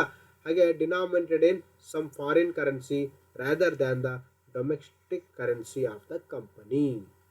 ಅಂದರೆ ವಿದೇಶಿ ವಿನಿಮಯ ಮಾನ್ಯತೆ ಅನ್ನೋಂಥದ್ದು ವಿದೇಶಿ ವಿನಿಮಯ ದರಗಳಿಗೆ ಸಂಬಂಧಿಸಿದಂತಹ ಅಪಾಯವನ್ನು ಸೂಚಿಸ್ತದೆ. ಏನು? ಫಾರಿನ್ ಎಕ್ಸ್ಚೇಂಜ್ ಎಕ್ಸ್ಪೋಜರ್ ಇದೆಯಲ್ಲ, ಇದೇನು ಸಂಬಂಧಪಡುತ್ತೆ? ಇದು ಸಂಬಂಧಿಸಿರುವಂಥದ್ದು ಏನಕ್ಕಿದು? ವಿನಿಮಯ ದರಗಳಿಗೆ ಸಂಬಂಧಿಸಿದಂತಹ ಅಪಾಯವನ್ನು ಇದು ಸೂಚಿಸ್ತದೆ, ಅದಕ್ಕೆ ಸಂಬಂಧಪಟ್ಟಿದೆ.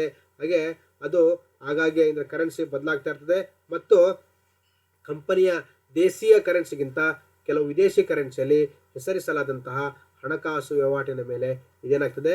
ವ್ಯತಿರಿಕ್ತವಾದಂತಹ ಪರಿಣಾಮಗಳನ್ನು ಬೀರ್ತದೆ. ಓಕೆ, ವಿದೇಶಿ ಮಾನ್ಯತೆ ಬಗ್ಗೆ ಅರ್ಥ ಆಗಿ ಅಂತ ನಾನು ಭಾವಿಸ್ತೀನಿ. ಈಗ ಮುಂದೆ types of foreign exchange exposure ಅಂತಂದರೆ ವಿದೇಶಿ ವಿನಿಮಯ ದರ ಏನಿದೆ, ವಿನಿಮಯ ಇದೆ, ಅಲ್ಲಿ ಬರುವಂತಹ ಮಾನ್ಯತೆಗಳು ಯಾವ್ಯಾವ ಟೈಪ್ಸ್, ಎಷ್ಟು ಟೈಪ್ಸಲ್ಲಿ ಇದ್ದಾವೆ ಅಂತಂದರೆ 3 ಟೈಪ್ಸಲ್ಲಿ ಇದ್ದಾವೆ. ಏನು? There are 3 distinct types of foreign exchange exposures that global firms may face as a result of their international activities ಅಲ್ವಾ.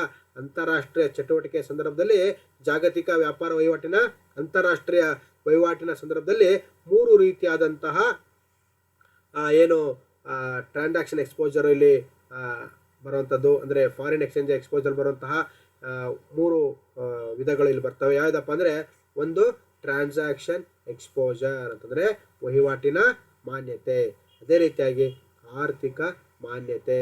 ಕಡೆಯದಾಗಿ ಹೇಳಿದ್ರೆ ಟ್ರಾನ್ಸ್ಲೇಷನ್ ಅಂತಂದರೆ ಅನುವಾದದ ಮಾನ್ಯತೆ. ಇದನ್ನ ಕೆಲವು ಸಲ ನಾವು ಅಕೌಂಟಿಂಗ್ ಎಕ್ಸ್ಪೋಜರ್ ಅಂತ ಕೂಡ ನಾವಿಲ್ಲಿ ಇದನ್ನು ನಾವು ಕರಿತೀವಿ.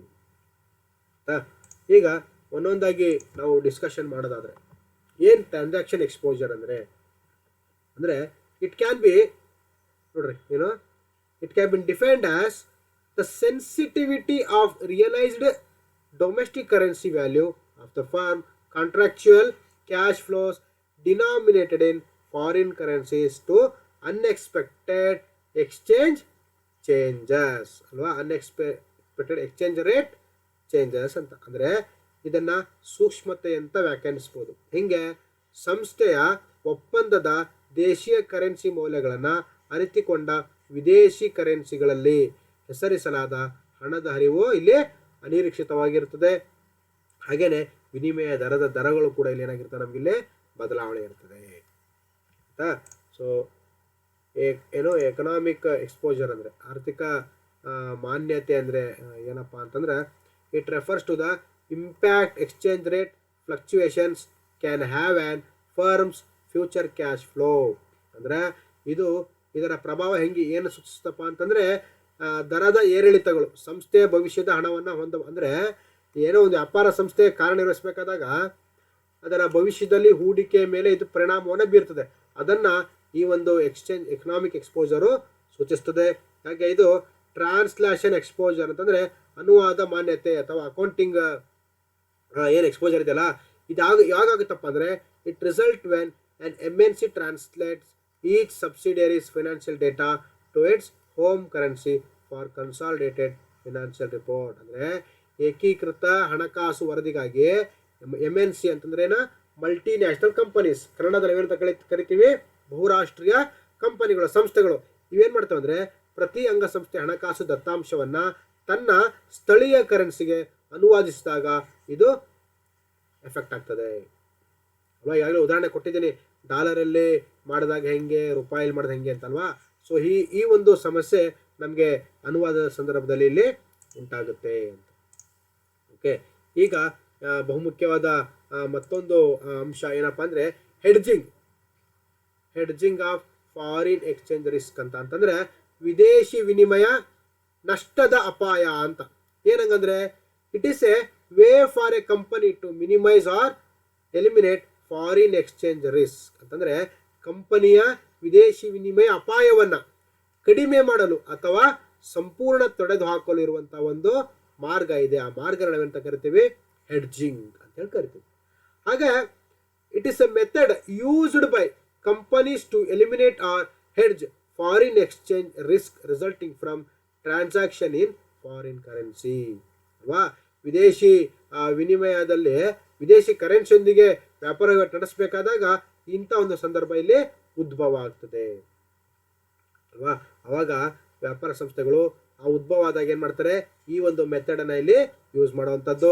ಹಾಗೇನೆ this is done using either the cash flow are the fair value method ಅಂತಂದರೆ ನಗದು ಹರಿವು ಅಥವಾ ನ್ಯಾಯಯುತ ಮೌಲ್ಯ ವಿಧಾನವನ್ನು ಬಳಸಿಕೊಂಡು ಇದನ್ನು ಮಾಡಲಾಗ್ತದೆ ಅಲ್ಲ. ಈಗ ಮುಂದಿನ ಒಂದು ಅಂಶದ ಬಗ್ಗೆ ನೋಡೋದಾದರೆ ಏನಂದ್ರೆ ಇಲ್ಲಿ ನೋಡ್ರಿ, alternatives available to companies to hedge against foreign exchange exposure. ಅಂದರೆ ಆಲ್ಟರ್ನೇಟಿವ್ ಅಂದರೆ ಕಂಪನಿಯ ಏನು ವಿದೇಶಿ ವಿನಿಮಯ ಮಾನ್ಯತೆ ಏನಿದೆ ಇದಕ್ಕೆ ಇರುವಂಥ ತಡೆಗಟ್ಟಕ್ಕಿರುವಂಥ ಒಂದಷ್ಟು ಆಲ್ಟರ್ನೇಟಿವ್ ಹೆಡ್ಜ್ ಏನಪ್ಪ ಅಂದರೆ ಎಕ್ಸ್ಟರ್ನಲ್ ಟೆಕ್ನಿಕ್ಸ್ ಮತ್ತು ಇಂಟರ್ನಲ್ ಟೆಕ್ನಿಕ್ಸ್ ಅಂತ ಅಂದರೆ ಆಂತರಿಕವಾಗಿರುವಂಥದ್ದು ಮತ್ತು ಬಾಹ್ಯ ತಂತ್ರಗಳ ಮುಖಾಂತರ ಇದು ತನ್ನ ಅಪಾಯವನ್ನು ಕಡಿಮೆ ಮಾಡುತ್ತದೆ. ಅಪಾಯ ಕಡಿಮೆ ಹೇಗೆ? ಫಾರ್ವರ್ಡ್ ಕಾಂಟ್ರಾಕ್ಟ್ ಅಂತಂದರೆ ಮುಂದುವರಿದ ಒಪ್ಪಂದಗಳ ಮುಖಾಂತರ ಅಪಾಯವನ್ನು ಕಡಿಮೆ ಮಾಡ್ಕೋಬೋದು. ಇದು ಎಕ್ಸ್ಟರ್ನಲ್ಸ್ ಅಲ್ವಾ, ಬಾಹ್ಯ ತಂತ್ರಗಳು. ಹಾಗೆಯೇ ಕರೆನ್ಸಿ ಫ್ಯೂಚರ್ಸು ಅಂದರೆ ಭವಿಷ್ಯದ ಕರೆನ್ಸಿ ದರಗಳ ಮೇಲೆ ಒಪ್ಪಂದ ಮಾಡ್ಕೊಳ್ಳುವಂಥದ್ದು. ಹಾಗೆಯೇ ಕರೆನ್ಸಿ ಆಪ್ಷನ್ಸ್ ಮುಖಾಂತರ, ಹಾಗೆ ಕರೆನ್ಸಿ ಸ್ವ್ಯಾಪ್ ಫಾರಿನ್ ಡೆಟ್ ಅಂದರೆ ವಿದೇಶದಲ್ಲಿ ನಾವೇನು ಸಾಲ ತೊಗೊಂಡಿರ್ತೀವಿ ಅಲ್ಲಿ ಕರೆನ್ಸಿಯನ್ನು ಸ್ವ್ಯಾಪ್ ಮಾಡೋ ಮುಖಾಂತರ, ಹಾಗೆ ಕರೆನ್ಸಿಯನ್ನು ಡೈವರ್ಸಿಫಿಕೇಶನ್ ಮಾಡೋ ಮುಖಾಂತರ ಮತ್ತು ಕ್ರಾಸ್ ಹೆಡ್ಜಿಂಗ್ ಅಲ್ವಾ, ಕ್ರಾಸ್ ಹೆಡ್ಜಿಂಗ್ನ ಮುಖಾಂತರ ನಾವು ಏನು ಅಪಾಯವನ್ನು ವಿದೇಶಿ ವಿನಿಮಯದಲ್ಲಿ ಬರುವಂಥ ಅಪಾಯವನ್ನು ಕಡಿಮೆ ಮಾಡ್ಬೋದು. ಹಂಗೆ ಮತ್ತು ಆಂತರಿಕವಾಗಿ ಇರುವಂಥ ತಂತ್ರಗಳೇನಪ್ಪ ಅಂದರೆ ನೆಟ್ಟಿಂಗ್ ಮುಖಾಂತರ, ಮ್ಯಾಚಿಂಗ್ ಮುಖಾಂತರ, ಲೀಡಿಂಗ್ ಆ್ಯಂಡ್ ಲ್ಯಾಗಿಂಗ್ ಮುಖಾಂತರ, ಪ್ರೈಸಿಂಗ್ ಪಾಲಿಸಿ ಮತ್ತು ಕಡೆಯದಾಗಿ ಹೇಳೋದಾದರೆ ಗವರ್ನಮೆಂಟ್ ಎಕ್ಸ್ಚೇಂಜ್ ರಿಸ್ಕ್ ಗ್ಯಾರಂಟಿ ಅಂದರೆ ಸರ್ಕಾರದ ಒಂದು ಖಾತರಿಯ ಮುಖಾಂತರ ನಾವಿಲ್ಲಿ ಕಡಿಮೆ ಮಾಡ್ಕೋಬೋದು. ಇಲ್ಲಿ ಒಂದು ಥಿಯರಿ ಬರುತ್ತೆ ನಮ್ಗೆ ಏನಪ್ಪ ಅಂದರೆ ದ ಫಿಶರ್ ಎಫೆಕ್ಟ್. ಏನಂಗಂದರೆ it is an economic theory created by economist ಯಾರು, ಇರ್ವಿಂಗ್ ಫಿಶರ್ ಅಂತ. ಇರ್ವಿಂಗ್ ಫಿಶರ್ ಅಂತವರು ಈ ಒಂದು ಸಿದ್ಧಾಂತವನ್ನು, ಒಂದು ಆರ್ಥಿಕ ಸಿದ್ಧಾಂತವನ್ನು ಅವರು ರಚನೆ ಮಾಡಿದ್ದಾರೆ. ಏನಪ್ಪ ಫಿಶರ್ ಎಫೆಕ್ಟ್ ಅಂತಂದರೆ it describes the relationship between inflation and both real and nominal internal rates. ಅಂದರೆ ಇದು ಹಣದುಬ್ಬರ ಮತ್ತು ನೈಜ ಮತ್ತು ನಾಮಮಾತ್ರದ ಬಡ್ಡಿ ದರಗಳ ನಡುವಿನ ಸಂಬಂಧವನ್ನು ವಿವರಿಸ್ತಾ. ನೋಡಿ, ಬಡ್ಡಿ ದರಗಳ ಸಂಬಂಧ ಅಲ್ವಾ, ಏನು, it's a describe relationship between inflation ಅಲ್ವಾ ಆ್ಯಂಡ್, ನೋಡಿ, ಇನ್ಫ್ಲೇಷನ್ ಆ್ಯಂಡ್ ಬೋತ್ ಯಾವುದು real and nominal interest rate ನಡುವಿನ ಸಂಬಂಧವನ್ನು ಫಿಶರ್ ಎಫೆಕ್ಟ್ ನಮಗಿಲ್ಲಿ ವಿವರಿಸ್ತದೆ. ಆಯ್ತಾ. ಈಗ ಫಾರಿನ್ ಕರೆನ್ಸಿ ಆಪ್ಷನ್ ಏನಂಗಂದ್ರೆ, ಫಾರಿನ್ ಕರೆನ್ಸಿ ಆಪ್ಷನ್ ಏನಂಗಂದ್ರೆ ಇಟ್ ಈಸ್ ಎ ಕಾಂಟ್ರಾಕ್ಟ್, ಏನು, ಗಿವಿಂಗ್ ದ ಆಪ್ಷನ್ ಪರ್ಚೇಸರ್ ಅಂದರೆ ಬೈಯರ್, ಏನು, the right but not the obligation to buy or sell fixed amount of foreign exchange at a fixed price per unit for A specified time period ಅಂತಂದ್ರೆ ಇದು ಒಂದು ನಿರ್ದಿಷ್ಟ ಅವಧಿಗೆ ಪ್ರತಿ ಯೂನಿಟ್ಗೆ ನಿಗದಿತ ಬೆಲೆಗೆ ನಿಗದಿತ ವಿದೇಶಿ ವಿನಿಮಯವನ್ನು ಖರೀದಿಸಲು ಅಥವಾ ಮಾರಾಟ ಮಾಡಲು ಆಯ್ಕೆಯನ್ನು ಖರೀದಿದಾರರಿಗೆ ಏನೋ ಹಕ್ಕನ್ನು ನೀಡ್ತದೆ. ಆದರೆ ಬಾಧ್ಯತೆ ಅಂದರೆ ಯಾರು ಖರೀದಿ ಮಾಡ್ತಾರೆ ಅವ್ರಿಗೆ ಕರೆನ್ಸಿ ಆಯ್ಕೆ ನೀಡುವಂಥದ್ದು. ಅಂತಾರಾಷ್ಟ್ರೀಯ ವ್ಯಾಪಾರದಲ್ಲಿ ಖರೀದಿ ಪ್ರಕ್ರಿಯೆ ಮಾಡೋಂಥವ್ರಿಗೆ ಒಂದು ಆಯ್ಕೆಯನ್ನು ನೀಡುವಂಥದ್ದು ಕರೆನ್ಸಿ ಆಯ್ಕೆನ. ಹಾಗೆ ನೋಡಿದ್ರೆ ಕರೆನ್ಸಿ ಆಪ್ಷನ್ ಅಲೋಸ್, ಏನು, traders to hedge currency risk or to speculate on currency moves ಅಂತಂದ್ರೆ ಕರೆನ್ಸಿ ಆಯ್ಕೆಗಳು ವ್ಯಾಪಾರಿಗಳಿಗೆ ಕರೆನ್ಸಿ ಅಪಾಯಗಳನ್ನು ಏನು ಮಾಡೋಕ್ಕೆ ತಡೆಗಟ್ಟಕ್ಕೋಸ್ಕರ ಅಥವಾ ಕರೆನ್ಸಿ ಚಲುವಿಸುವಿಕೆಯನ್ನು ಏನು ಊಹಿಸಲು ಏನು ಮಾಡಿಕೊಡ್ತಾ ಇದು ಅನುವು ಮಾಡಿಕೊಡ್ತದೆ ಅಂತ ಅಲ್ವಾ. ಏನು ಕರೆನ್ಸಿ ಇದು ಮೇಯ್ನ್ ಆಗಿ ಏನು ತಿಳ್ಕೊಬೇಕು ನಾವು, ಕರೆನ್ಸಿ ಆಯ್ಕೆ ಏನಕ್ಕೆ ವ್ಯಾಪಾರಿಗಳು ಸಿಗುತ್ತಂದ್ರೆ ಇದು ಕರೆನ್ಸಿಯಲ್ಲಿರುವಂಥ ಅಪಾಯವನ್ನು ಊಹೆ ಮಾಡ್ಬೋದು ಅವರು ಅಲ್ವಾ. ಅದೇ ರೀತಿಯಾಗಿ ಅದರ ಮೂಮೆಂಟು ಚಲಿಸುವಿಕೆಯನ್ನು ತಡೆಗಟ್ಟೋಕ್ಕೆ ಇಲ್ಲಿ ಊಹೆ ಮಾಡೋಕ್ಕಿಲ್ಲ ಅವ್ರಿಗೆ ಅನುವು ಮಾಡಿಕೊಡ್ತದೆ ಅಲ್ಲ. ಸೊ ನೆಕ್ಸ್ಟು ಮುಂದಿನ ಒಂದು ಅಂಶ ಏನಪ್ಪ ಅಂದರೆ ಫಾರಿನ್ ಕರೆನ್ಸಿ ಆಪ್ಷನ್. ಇದರ ಅನುಕೂಲ ಮತ್ತು ಅನಾನುಕೂಲಗಳು ಅಂದರೆ ಅಡ್ವಾಂಟೇಜಸ್ ಆ್ಯಂಡ್ ಡಿಸ್ಅಡ್ವಾಂಟೇಜಸ್ ಏನೇನು ಬರ್ತಾವೆ ಅಂದರೆ they are very cheap to trade ಅಂತಂದರೆ ವ್ಯಾಪಾರ ಮಾಡಲು ಇವು ತುಂಬ ಅಗ್ಗ, ಮತ್ತು they are available on or off exchange ಅಂದರೆ ವಿನಿಮಯ ಕೇಂದ್ರದಲ್ಲಿ ಇದು ಲಭ್ಯ ಇರುತ್ತೆ. ಹಾಗೆಯೇ very high potential return versus risk ಅಂದರೆ ಅಪಾಯದ ವಿರುದ್ಧ ಹೆಚ್ಚಿನ ಆದಾಯವನ್ನು ಹೊಂದಿರ್ತದೆ. ಅಂದರೆ ಸಂಭಾವ್ಯ ಆದಾಯ ಏನು ರಿಸ್ಕ್ ಇದೆ ಅದರ ಅಪೋಸಿಟ್ ಆಗಿದ್ದು ಹೆಚ್ಚಿನ ಒಂದು ಆದಾಯವನ್ನು ಇದು ಒಳಗೊಂಡಿರ್ತದೆ. ಅದೇ ರೀತಿಯಾಗಿ ಅನಾನುಕೂಲ ಅಂದರೆ ಏನು ಅಂದರೆ ದೇ ಕ್ಯಾನ್ ಬಿ ಇಲ್ಲಿಕ್ವಿಡೇಡ್ ಅಂದರೆ ಅವು ದ್ರವ ರೂಪದಾಗಿರ್ಬೋದು.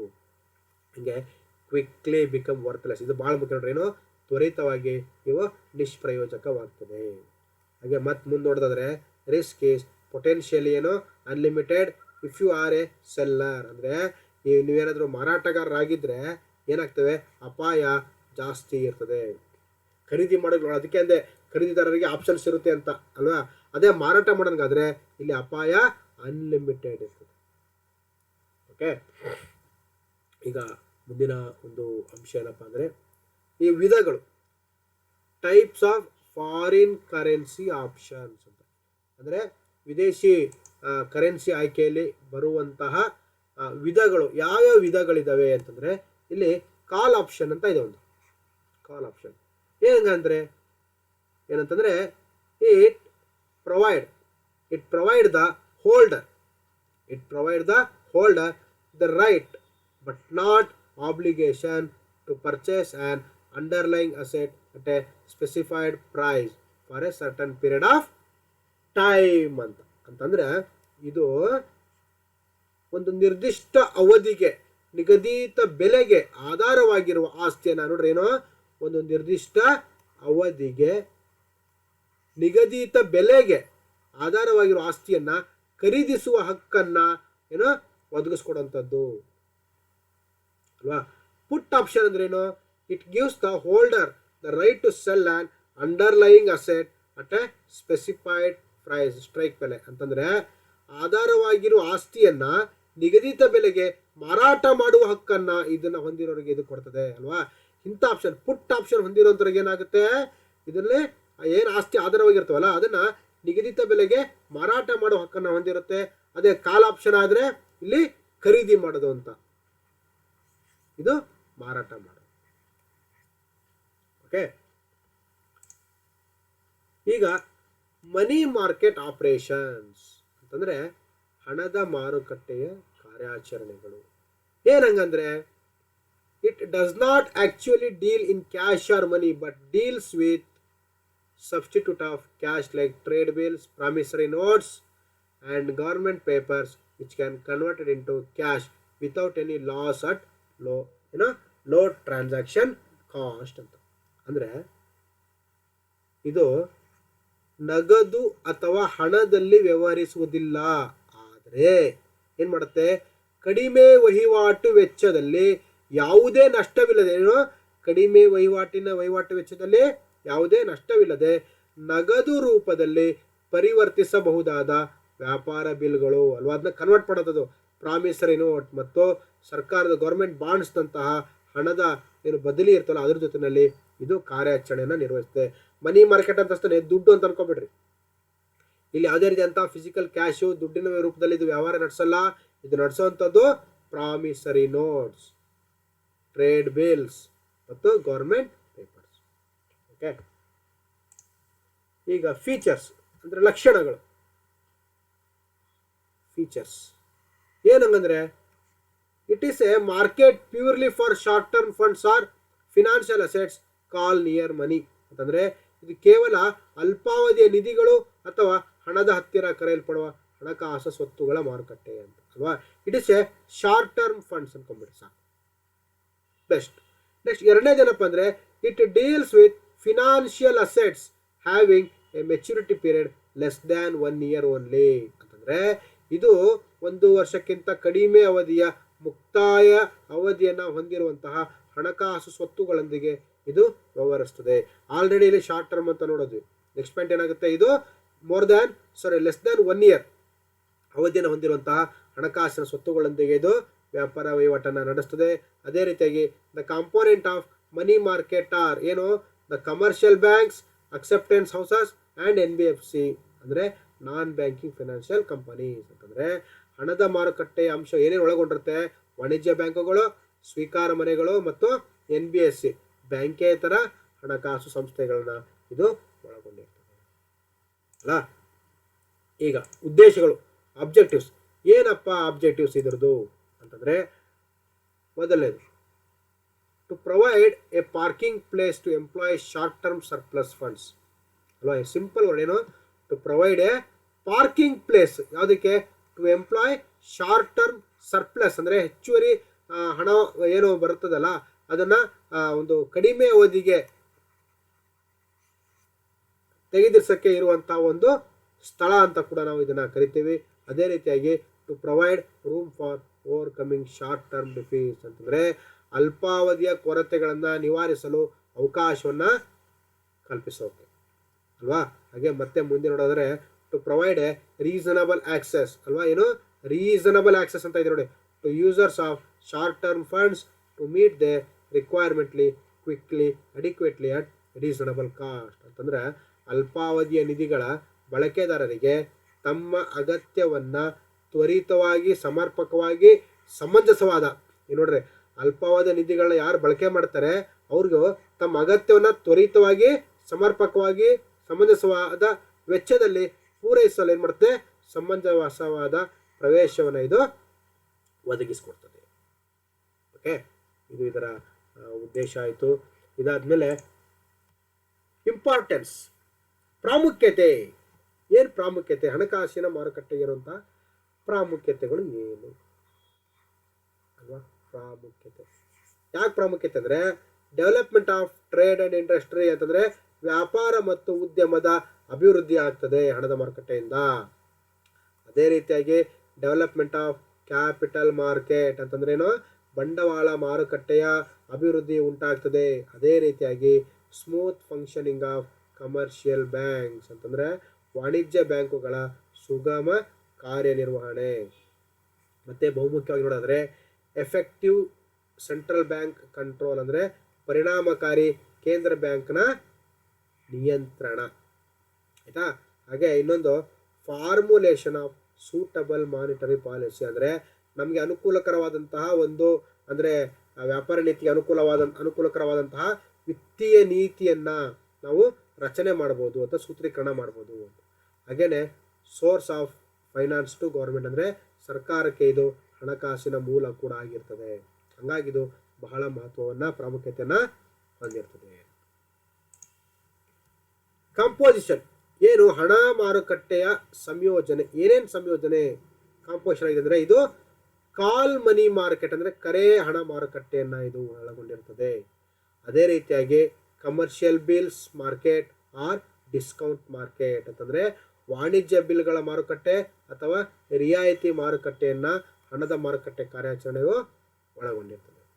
ಹಾಗೇನೆ ಇಲ್ಲಿ ಮತ್ತೊಂದು ಅಂಶ ಏನಪ್ಪ ಅಂದರೆ ಅಕ್ಸೆಪ್ಟೆನ್ಸ್ ಮಾರ್ಕೆಟ್, ಅಂದರೆ ಸ್ವೀಕಾರ ಮಾರುಕಟ್ಟೆಗಳು. ಹಾಗೆಯೇ ಟ್ರೆಜರಿ ಬಿಲ್ ಮಾರ್ಕೆಟ್ ಅಂತಂದರೆ ಖಜಾನೆ ಬಿಲ್ನ ಮಾರುಕಟ್ಟೆ. ಇವು ಎಷ್ಟು ಇದು ಕಂಪೋಸಿಷನ್ ಇಲ್ಲಿ ಆಗಿರುತ್ತೆ.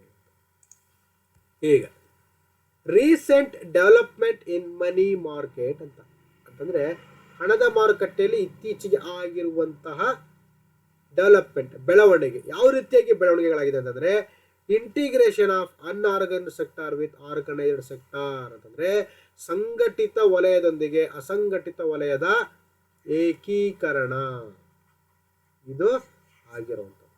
ಅದೇ ಥರ widening of call money market ಅಂತಂದರೆ ಕರೆ ಹಣದ ಮಾರುಕಟ್ಟೆಯ ವಿಸ್ತರಣೆ ಆಗಿರುವಂಥದ್ದು. ಹಾಗೆಯೇ ಇಂಟ್ರಡಕ್ಷನ್ ಆಫ್ ಇನ್ನೋವೇಷನ್ ಇನ್ಸ್ಟ್ರೂಮೆಂಟ್ ಅಂದರೆ ನವೀನ ಉಪಕರಣದ ಪರಿಚಯ ಆಗಿರುವಂಥದ್ದು. ಅದೇ ರೀತಿಯಾಗಿ entry of money market mutual funds ಅಂತಂದರೆ ಹಣದ ಮಾರುಕಟ್ಟೆಯ ಪರಸ್ಪರ ನಿಧಿಗಳ ಪ್ರವೇಶ ಆಗಿರೋದೇ ಅದು. ಓಕೆ, ನೆಕ್ಸ್ಟ್ ಅಂದರೆ ಏನು ಮ್ಯೂಚುವಲ್ ಫಂಡ್ಸ್ ಇದೆಯಲ್ಲ, ಇಲ್ಲಿಗೂ ಕೂಡ ಇದು ಮನಿ ಮಾರ್ಕೆಟು ಎಂಟ್ರಿ ಆಗಿರೋಂಥದ್ದು. ಹಾಗೆಯೇ setting up of credit ration agency ಅಂದರೆ ಕ್ರೆಡಿಟ್ ರೇಟಿಂಗ್ ಏಜೆನ್ಸಿಗಳನ್ನು ಸ್ಥಾಪಿಸಿರುವಂಥದ್ದಲ್ವಾ. ಇದರಿಂದ ಏನಾಗ್ತದೆ, ವ್ಯಾಪಾರ ಸಂಸ್ಥೆಗೆ ರ್ಯಾಂಕಿಂಗ್ ಕೊಡ್ತಾರೆ ಇವರು, ಅದರ ಕಾರ್ಯನಿರ್ವಹಣೆಯ ಮೇಲೆ. ಹಾಗೆಯೇ adoption of suitable monetary policy ಅಂತಂದರೆ ಸೂಕ್ತವಾದಂತಹ ವಿತ್ತೀಯ ನೀತಿಯನ್ನು ಅಳವಡಿಸಿಕೊಳ್ಳುವಂಥದ್ದು. ಮತ್ತು setting up of security trading corporation of India ಅಲ್ವಾ, ಏನೋ ಭದ್ರತೆಗೋಸ್ಕರ ಇದನ್ನು ಸ್ಥಾಪನೆ ಮಾಡಿರೋಂಥದ್ದು. ಹಣಕಾಸಿನ ಕಾರ್ಯಾಚರಣೆಯಲ್ಲಿ ಅಪಾಯವನ್ನು ತಡೆಗಟ್ಟಕ್ಕೋಸ್ಕರ ಭಾರತ ಸ್ಥಾಪಿಸಿರುವಂಥ ಸಂಸ್ಥೆ ಇದೇನು, security trading corporation of India limited ಅಂತ. ಓಕೆ, ಈಗ ಬಹುಮುಖ್ಯವಾಗಿ ಮತ್ತೊಂದು ಅಂಶ ಏನಪ್ಪ ಅಂದರೆ ಇಂಟರ್ನ್ಯಾಷನಲ್ ಮನಿ ಮಾರ್ಕೆಟ್. ಓಕೆ, ಏನು ಇಂಟರ್ನ್ಯಾಷನಲ್ ಮನಿ ಮಾರ್ಕೆಟ್ ಅಂದರೆ ಏನು ಅಂತಂದರೆ it is a market where international currency transactions between numerous central banks of countries are carried on ಅಂತಂದರೆ ಹಲವಾರು ದೇಶಗಳ ಕೇಂದ್ರ ಬ್ಯಾಂಕುಗಳ ನಡುವೆ ಅಂತಾರಾಷ್ಟ್ರೀಯ ಕರೆನ್ಸಿ ವಹಿವಾಟು ನಡೆಯುವ ಮಾರುಕಟ್ಟೆಯಾಗಿದೆ. ಹಾಗೆಯೇ the transactions are mainly carried out using gold or in US dollar as a base ಅಂದರೆ ವಹಿವಾಟುಗಳನ್ನು ಮುಖ್ಯವಾಗಿ ಚಿನ್ನವನ್ನು ಬಳಸಿ ಅಥವಾ US ಡಾಲರ್ನ ಆಧಾರದಲ್ಲಿ ವ್ಯಾಪಾರ ವಹಿವಾಟು ಇಲ್ಲಿ ನಡೆಸಲಾಗ್ತದೆ. ಮತ್ತು the basic operations of the international money market ಏನಿದೆ, ಇದರ ಒಂದು ಪ್ರಾಥಮಿಕ ಕಾರ್ಯಾಚರಣೆಪ್ಪ ಅಂದರೆ includes money borrowed and lent by governments or large financial institutions ಅಂದರೆ ಇಲ್ಲಿ ಒಳಗೊಂಡಿರುವಂಥದ್ದೇನು, ಬೃಹತ್ ಹಣಕಾಸು ಸಂಸ್ಥೆಗಳು ಅಥವಾ ಸರ್ಕಾರ ಅದು ಏನು ಅಂತಾರಾಷ್ಟ್ರೀಯ ವ್ಯಾಪಾರದಲ್ಲಿ ಹಣದ ಖರೀದಿ ಮತ್ತು ಮಾರಾಟದ ಒಂದು ಪ್ರಕ್ರಿಯೆಗಳನ್ನು ಇಲ್ಲಿ ಒಳಗೊಂಡಿದೆ ಅಲ್ವಾ, ಸಾಲ ಎಲ್ಲ ಇಲ್ಲಿ ಇನ್ಕ್ಲೂಡ್ ಆಗಿರುತ್ತೆ ಅಂತ. ಈಗ international financing is also known as international macro economics as deal with finance at global level ಅಂದರೆ ಇದು ಜಾಗತಿಕ ಮಟ್ಟದಲ್ಲಿ ಹಣಕಾಸಿನ ಕುರಿತಾಗಿ ಚಟುವಟಿಕೆ ನೀಡೋದ್ರಿಂದಾಗಿ ಇದನ್ನು ಇಂಟರ್ನ್ಯಾಷನಲ್ ಮ್ಯಾಕ್ರೋ ಎಕನಾಮಿಕ್ಸ್ ಅಂತಲೂ ಕೂಡ ಕರೀತಾರೆ ಅಲ್ವಾ. ಇಂಟರ್ನ್ಯಾಷನಲ್ ಫೈನಾನ್ಸ್ ಏನು helps organisation engage in cross border transactions with foreign business partners such as customers, investors, suppliers and lenders ಅಂತ. ಅಂದ್ರೆ ಗ್ರಾಹಕರು, ಹೂಡಿಕೆದಾರರು, ಪೂರೈಕೆದಾರರು ಮತ್ತು ಸಾಲಗಾರರಂತಹ ವಿದೇಶಿ ವ್ಯಾಪಾರ ಪಾಲುದಾರರೊಂದಿಗೆ ಗಡಿಯಾಚೆಗಿನ ನೋಡಿ ಯಾರ್ಯಾರು ಗ್ರಾಹಕರು ಅಲ್ವಾ, ಕಸ್ಟಮರು, ಹೂಡಿಕೆದಾರ ಇನ್ವೆಸ್ಟರ್ಸು, ಪೂರೈಕೆದಾರರು ಸಪ್ಲೈಯರ್ಸು ಮತ್ತು ಸಾಲಗಾರರು ಅಂದರೆ ಡೆಟಾರ್ಸು, ಇವರ ಜೊತೆಯಲ್ಲಿ ವಿದೇಶಿ ವ್ಯಾಪಾರ ಪಾಲುದಾರರೊಂದಿಗೆ ಗಡಿಯಾಚೆಗಿನ ವ್ಯವಹಾರಗಳಲ್ಲಿ ತೊಡಗಿಸಿಕೊಳ್ಳಲು ಸಂಸ್ಥೆಗಳಿಗೆ ಅಂತಾರಾಷ್ಟ್ರೀಯ ಹಣಕಾಸಿನ ಒಂದು ಸಹಾಯವನ್ನು ಇಲ್ಲಿ ಈ ಒಂದು ಮಾರುಕಟ್ಟೆ ಒದಗಿಸಿಕೊಡ್ತದೆ. ಅಲ್ವಾ. ಹಾಗೆ ಮತ್ತೆ ಮುಂದೆ ನೋಡೋದಾದರೆ multinational firms and financial non financial firms that indulge in cross-border transaction in general take part in a variety of international financial operations including arbitrage, hedging, speculation, financing and investment. ಅಂತಂದ್ರೆ ಸಾಮಾನ್ಯವಾಗಿ ಗಡಿಯಾಚೆಗಿನ ವಹಿವಾಟಿನಲ್ಲಿ ಪಾಲ್ಗೊಳ್ಳುವಂತಹ ಬಹುರಾಷ್ಟ್ರೀಯ ಸಂಸ್ಥೆಗಳು ಏನು ನೋಡ್ರಿ, ಸಾಮಾನ್ಯವಾಗಿ ಗಡಿಯಾಚೆಗಿನ ವಹಿವಾಟಲ್ಲಿ ಏನೋ ಪಾಲ್ಗೊಳ್ಳುವಂಥ ಬಹುರಾಷ್ಟ್ರೀಯ ಸಂಸ್ಥೆಗಳು ಅಂದರೆ ವಿದೇಶಿ ವ್ಯಾಪಾರ ಅಂತ ಅನ್ಕೊಂಬಿಡು. ವಿದೇಶಿ ವ್ಯಾಪಾರದಲ್ಲಿ ಪಾಲ್ಗೊಳ್ಳುವ ಬಹುರಾಷ್ಟ್ರೀಯ ಸಂಸ್ಥೆಗಳು ಮತ್ತು ಹಣಕಾಸು ಅಥವಾ ಹಣಕಾಸೇತರ ಸಂಸ್ಥೆಗಳು ಮಧ್ಯಸ್ಥಿಕೆ ಅಲ್ವಾ. ಹೆಡ್ಜಿಂಗ್ ಅಂದರೆ ಅಪಾಯವನ್ನು ಕಡಿಮೆ ಮಾಡುವಂಥದ್ದು ಮತ್ತು ಹಣಕಾಸು ಹೂಡಿಕೆ ಸೇರಿದಂತೆ ವಿವಿಧ ಅಂತಾರಾಷ್ಟ್ರೀಯ ಹಣಕಾಸು ಕಾರ್ಯಾಚರಣೆಗಳಲ್ಲಿ ಇವೇನು ಮಾಡ್ತವೆ, ಭಾಗವಹಿಸ್ತವೆ ಅಲ್ವಾ. ಸೊ ಇದಾದಮೇಲೆ ಇಲ್ಲಿ ಪೇಮೆಂಟ್ ಮೆಥಡ್ಸು ಯಾವ್ಯಾವ ರೀತಿಯಾಗಿ ಇಲ್ಲಿ ಪಾವತಿಯ ವಿಧಾನಗಳಿದ್ದಾವೆ ಅಂತಾರಾಷ್ಟ್ರೀಯ ಒಂದು ವ್ಯಾಪಾರದಲ್ಲಿ ಅಂತಂದರೆ ಪ್ರೀಪೇಮೆಂಟ್ ಅಂದರೆ ಮುಂಚಿತವಾಗಿ ಪೇಮೆಂಟ್ ಮಾಡೋದೇನು, the goods will not be shipped until the buyers has paid the seller.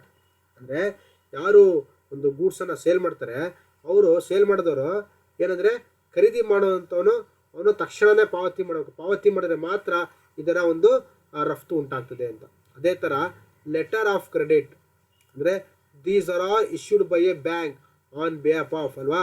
ಇದನ್ನು ಬ್ಯಾಂಕ್ ಮಾತ್ರ ಇಶ್ಯೂ ಮಾಡತ್ತದು, ಯಾರೋ ಒಂದು ಪರವಾಗಿ ಅಂತಂತಂದರೆ on behalf of the importer ಅಲ್ವಾ, promising to pay the exporter upon presentation of the shipping documents ಅಲ್ವಾ. ಏನು shipping ಆಗಿದೆ, ನಮಗೆ ವಸ್ತುವನ್ನು ಖರೀದಿ ಮಾಡ್ತಾ ಇರ್ತೀವಿ, ಖರೀದಿ ಮಾಡಬೇಕಾದಾಗ ಅಲ್ಲಿಂದ ನಮಗೇನು ಶಿಪ್ಪಿಂಗ್ ಆಗಿದೆ ಆ ಡಾಕ್ಯುಮೆಂಟ್ನ ಆಧಾರದ ಮೇಲೆ ಬ್ಯಾಂಕ್ ಏನು ಮಾಡುತ್ತೆ, ಲೆಟರ್ ಆಫ್ ಕ್ರೆಡಿಟನ್ನು ಇಶ್ಯೂ ಮಾಡಿ ಕೊಡ್ತದೆ ಅಲ್ವಾ. ಹಾಗೇನೆ ಕನ್ಸೈನ್ಮೆಂಟ್ಸ್ ಅಂದರೆ the exporter retains actual title to the goods that are shipped to the importer ಅಂತ ನೋಡ್ರಿ. ಏನು ದ ಎಕ್ಸ್ಪೋರ್ಟರ್ ರಿಟರ್ನ್ ಏನು actual title to the goods ಯಾವಾಗ the are shipped to the importer. ಹಾಗೇನೆ ಓಪನ್ ಅಕೌಂಟ್ಸ್ ಅಂತ ಏನಂಗಂದ್ರೆ the exporter ships the merchandise and expects the buyer to remit payment according to the agreed upon terms ಅಂತ ಅಲ್ವಾ. ನಿಯಮಗಳಿಗೆ ಅನುಸಾರವಾಗಿ ಇಲ್ಲಿ payment ನಡೆಯುತ್ತೆ ಅಂತ ಓಪನ್ ಅಕೌಂಟ್ ಮುಖಾಂತರ ಪಾವತಿ ಆಗ್ತದೆ. ಈಗ in the last 2 decades the financial economies have increasingly got interconnected around the world ಅಂತ ಅಂತಂದರೆ ಕಳೆದ 2-3 ದಶಕಗಳಿಂದ ಏನಾಗಿದೆ, ಆರ್ಥಿಕತೆಯಲ್ಲಿ ಪ್ರಪಂಚದಾದ್ಯಂತ ಹೆಚ್ಚು ಪರಸ್ಪರ ಸಂಬಂಧವನ್ನು ಎಲ್ಲ ದೇಶಗಳು ಹೊಂದಿದ್ದಾವೆ ಅಂತಲ್ಲ, ಬಹುತೇಕ ರಾಷ್ಟ್ರಗಳು. ಗ್ಲೋಬಲ್ ಇಸ್ ಎ ವಿಲೇಜ್ ಅಂತ ಕರೀತಾರೆ. Next, the impact of globalisation has been felt in every aspect of economy ಅಂತಂದರೆ ಆರ್ಥಿಕತೆಯ ಪ್ರತಿಯೊಂದು ಅಂಶಗಳಲ್ಲೂ ಜಾಗತೀಕರಣದ ಪ್ರಭಾವವನ್ನು ಇಲ್ಲಿ ನಾವು ಕಾಣ್ಬೋದಾಗಿದೆ ಅಲ್ವಾ. ಹಾಗೆ financial globalisation has offered substantial benefit to the national economies and both investors and wealth creators ಅಂತಂದರೆ ಹಣಕಾಸು ಜಾಗತೀಕರಣವು ರಾಷ್ಟ್ರೀಯ ಆರ್ಥಿಕತೆಗಳಿಗೆ ಮತ್ತು ಹೂಡಿಕೆದಾರರು ಮತ್ತು ಸಂಪತ್ತು ಸೃಷ್ಟಿಕರ್ತರಿಗೆ ಸಾಕಷ್ಟು ಪ್ರಯೋಜನಗಳನ್ನು ಈ ಒಂದು ಅಂತಾರಾಷ್ಟ್ರೀಯ ಕಾರ್ಯಾಚರಣೆ ನೀಡಿದೆ ಅಂತ. ಹಾಗೆಯೇ however it has reckoning effect financial as well as ಅಂದರೆ ಆದಾಗ್ಯೂ ಹಣಕಾಸುಗಳ ಮಾರುಕಟ್ಟೆ ಮೇಲೂ ಇದು ಪರಿಣಾಮವನ್ನು ಬೀರ್ತದೆ ಅಲ್ವಾ. ಇನ್ನು ಕಡೆಯದಾಗಿ ಉಪಸಂಹಾರ ಕನ್ಕ್ಲೂಷನ್ ಏನಪ್ಪ ಅಂತಂದರೆ, studying international finance will provide you with the knowledge and professional skills to develop a career in ಯಾವುದರಲ್ಲೇ banking, financial institutions or any other business dealing with international operations and may include such positions as international credit, loan officer, financial advisor and global risk manager ಅಂತ. ಅಂದರೆ ಅಂತಾರಾಷ್ಟ್ರೀಯ ಹಣಕಾಸು ನಿರ್ವಹಣೆಯ ಒಂದು ಅಧ್ಯಯನ ಮಾಡಿದ್ರೆ ಏನು ಸಿಗುತ್ತೆ, ಬ್ಯಾಂಕಿಂಗ್, ಹಣಕಾಸು ಸಂಸ್ಥೆಗಳು ಅಥವಾ ಅಂತಾರಾಷ್ಟ್ರೀಯ ಕಾರ್ಯಾಚರಣೆಗಳೊಂದಿಗೆ ವ್ಯವಹರಿಸುವ ಯಾವುದೇ ವ್ಯವಹಾರದಲ್ಲಿ ವೃತ್ತಿ ಜೀವನವನ್ನು ಅಭಿವೃದ್ಧಿಪಡಿಸಲು ನಿಮಗೇನು ಸಿಗುತ್ತೆ, ಇದರಿಂದ ಜ್ಞಾನ ಮತ್ತು ವೃತ್ತಿಪರ ಕೌಶಲ್ಯಗಳನ್ನು ಇದು ನಿಮಗೆ ಒದಗಿಸ್ಕೊಡ್ತದೆ. ಅದೇ ರೀತಿಯಾಗಿ ಅಂತಾರಾಷ್ಟ್ರೀಯ ಸಾಲ ಅಧಿಕಾರಿ, ಹಣಕಾಸು ಸಲಹೆಗಾರ, ಜಾಗತಿಕ ಅಪಾಯ ವ್ಯವಸ್ಥಾಪಕ ಅನ್ನುವಂತಹ ಕೆಲಸಗಳ ಒಂದು ಆಪರ್ಚುನಿಟೀಸ್ ನಮಗೆ ಇಲ್ಲಿ ಜಾಸ್ತಿ ಸಿಗುತ್ತೆ. ಓಕೆ, ಸೊ ಬಹುಶಃ ನಿಮಗೆ ಎಲ್ಲ ಅರ್ಥ ಆಗಿದೆ ಈ ಒಂದು ಅಧ್ಯಾಯದ ಒಂದು ರಿವಿಷನ್ ಅಂತೇಳಿ ನಾನು ಭಾವಿಸ್ತೀನಿ. ಮುಂದಿನ ಒಂದು ಅವಧಿಯಲ್ಲಿ ಮತ್ತೊಂದು ಹೊಸ ವಿಚಾರ ತೊಗೊಂಡ್ಬರ್ತೀನಿ. ಅಲ್ಲಿವರೆಗೂ ಎಲ್ಲರಿಗೂ ಧನ್ಯವಾದಗಳು.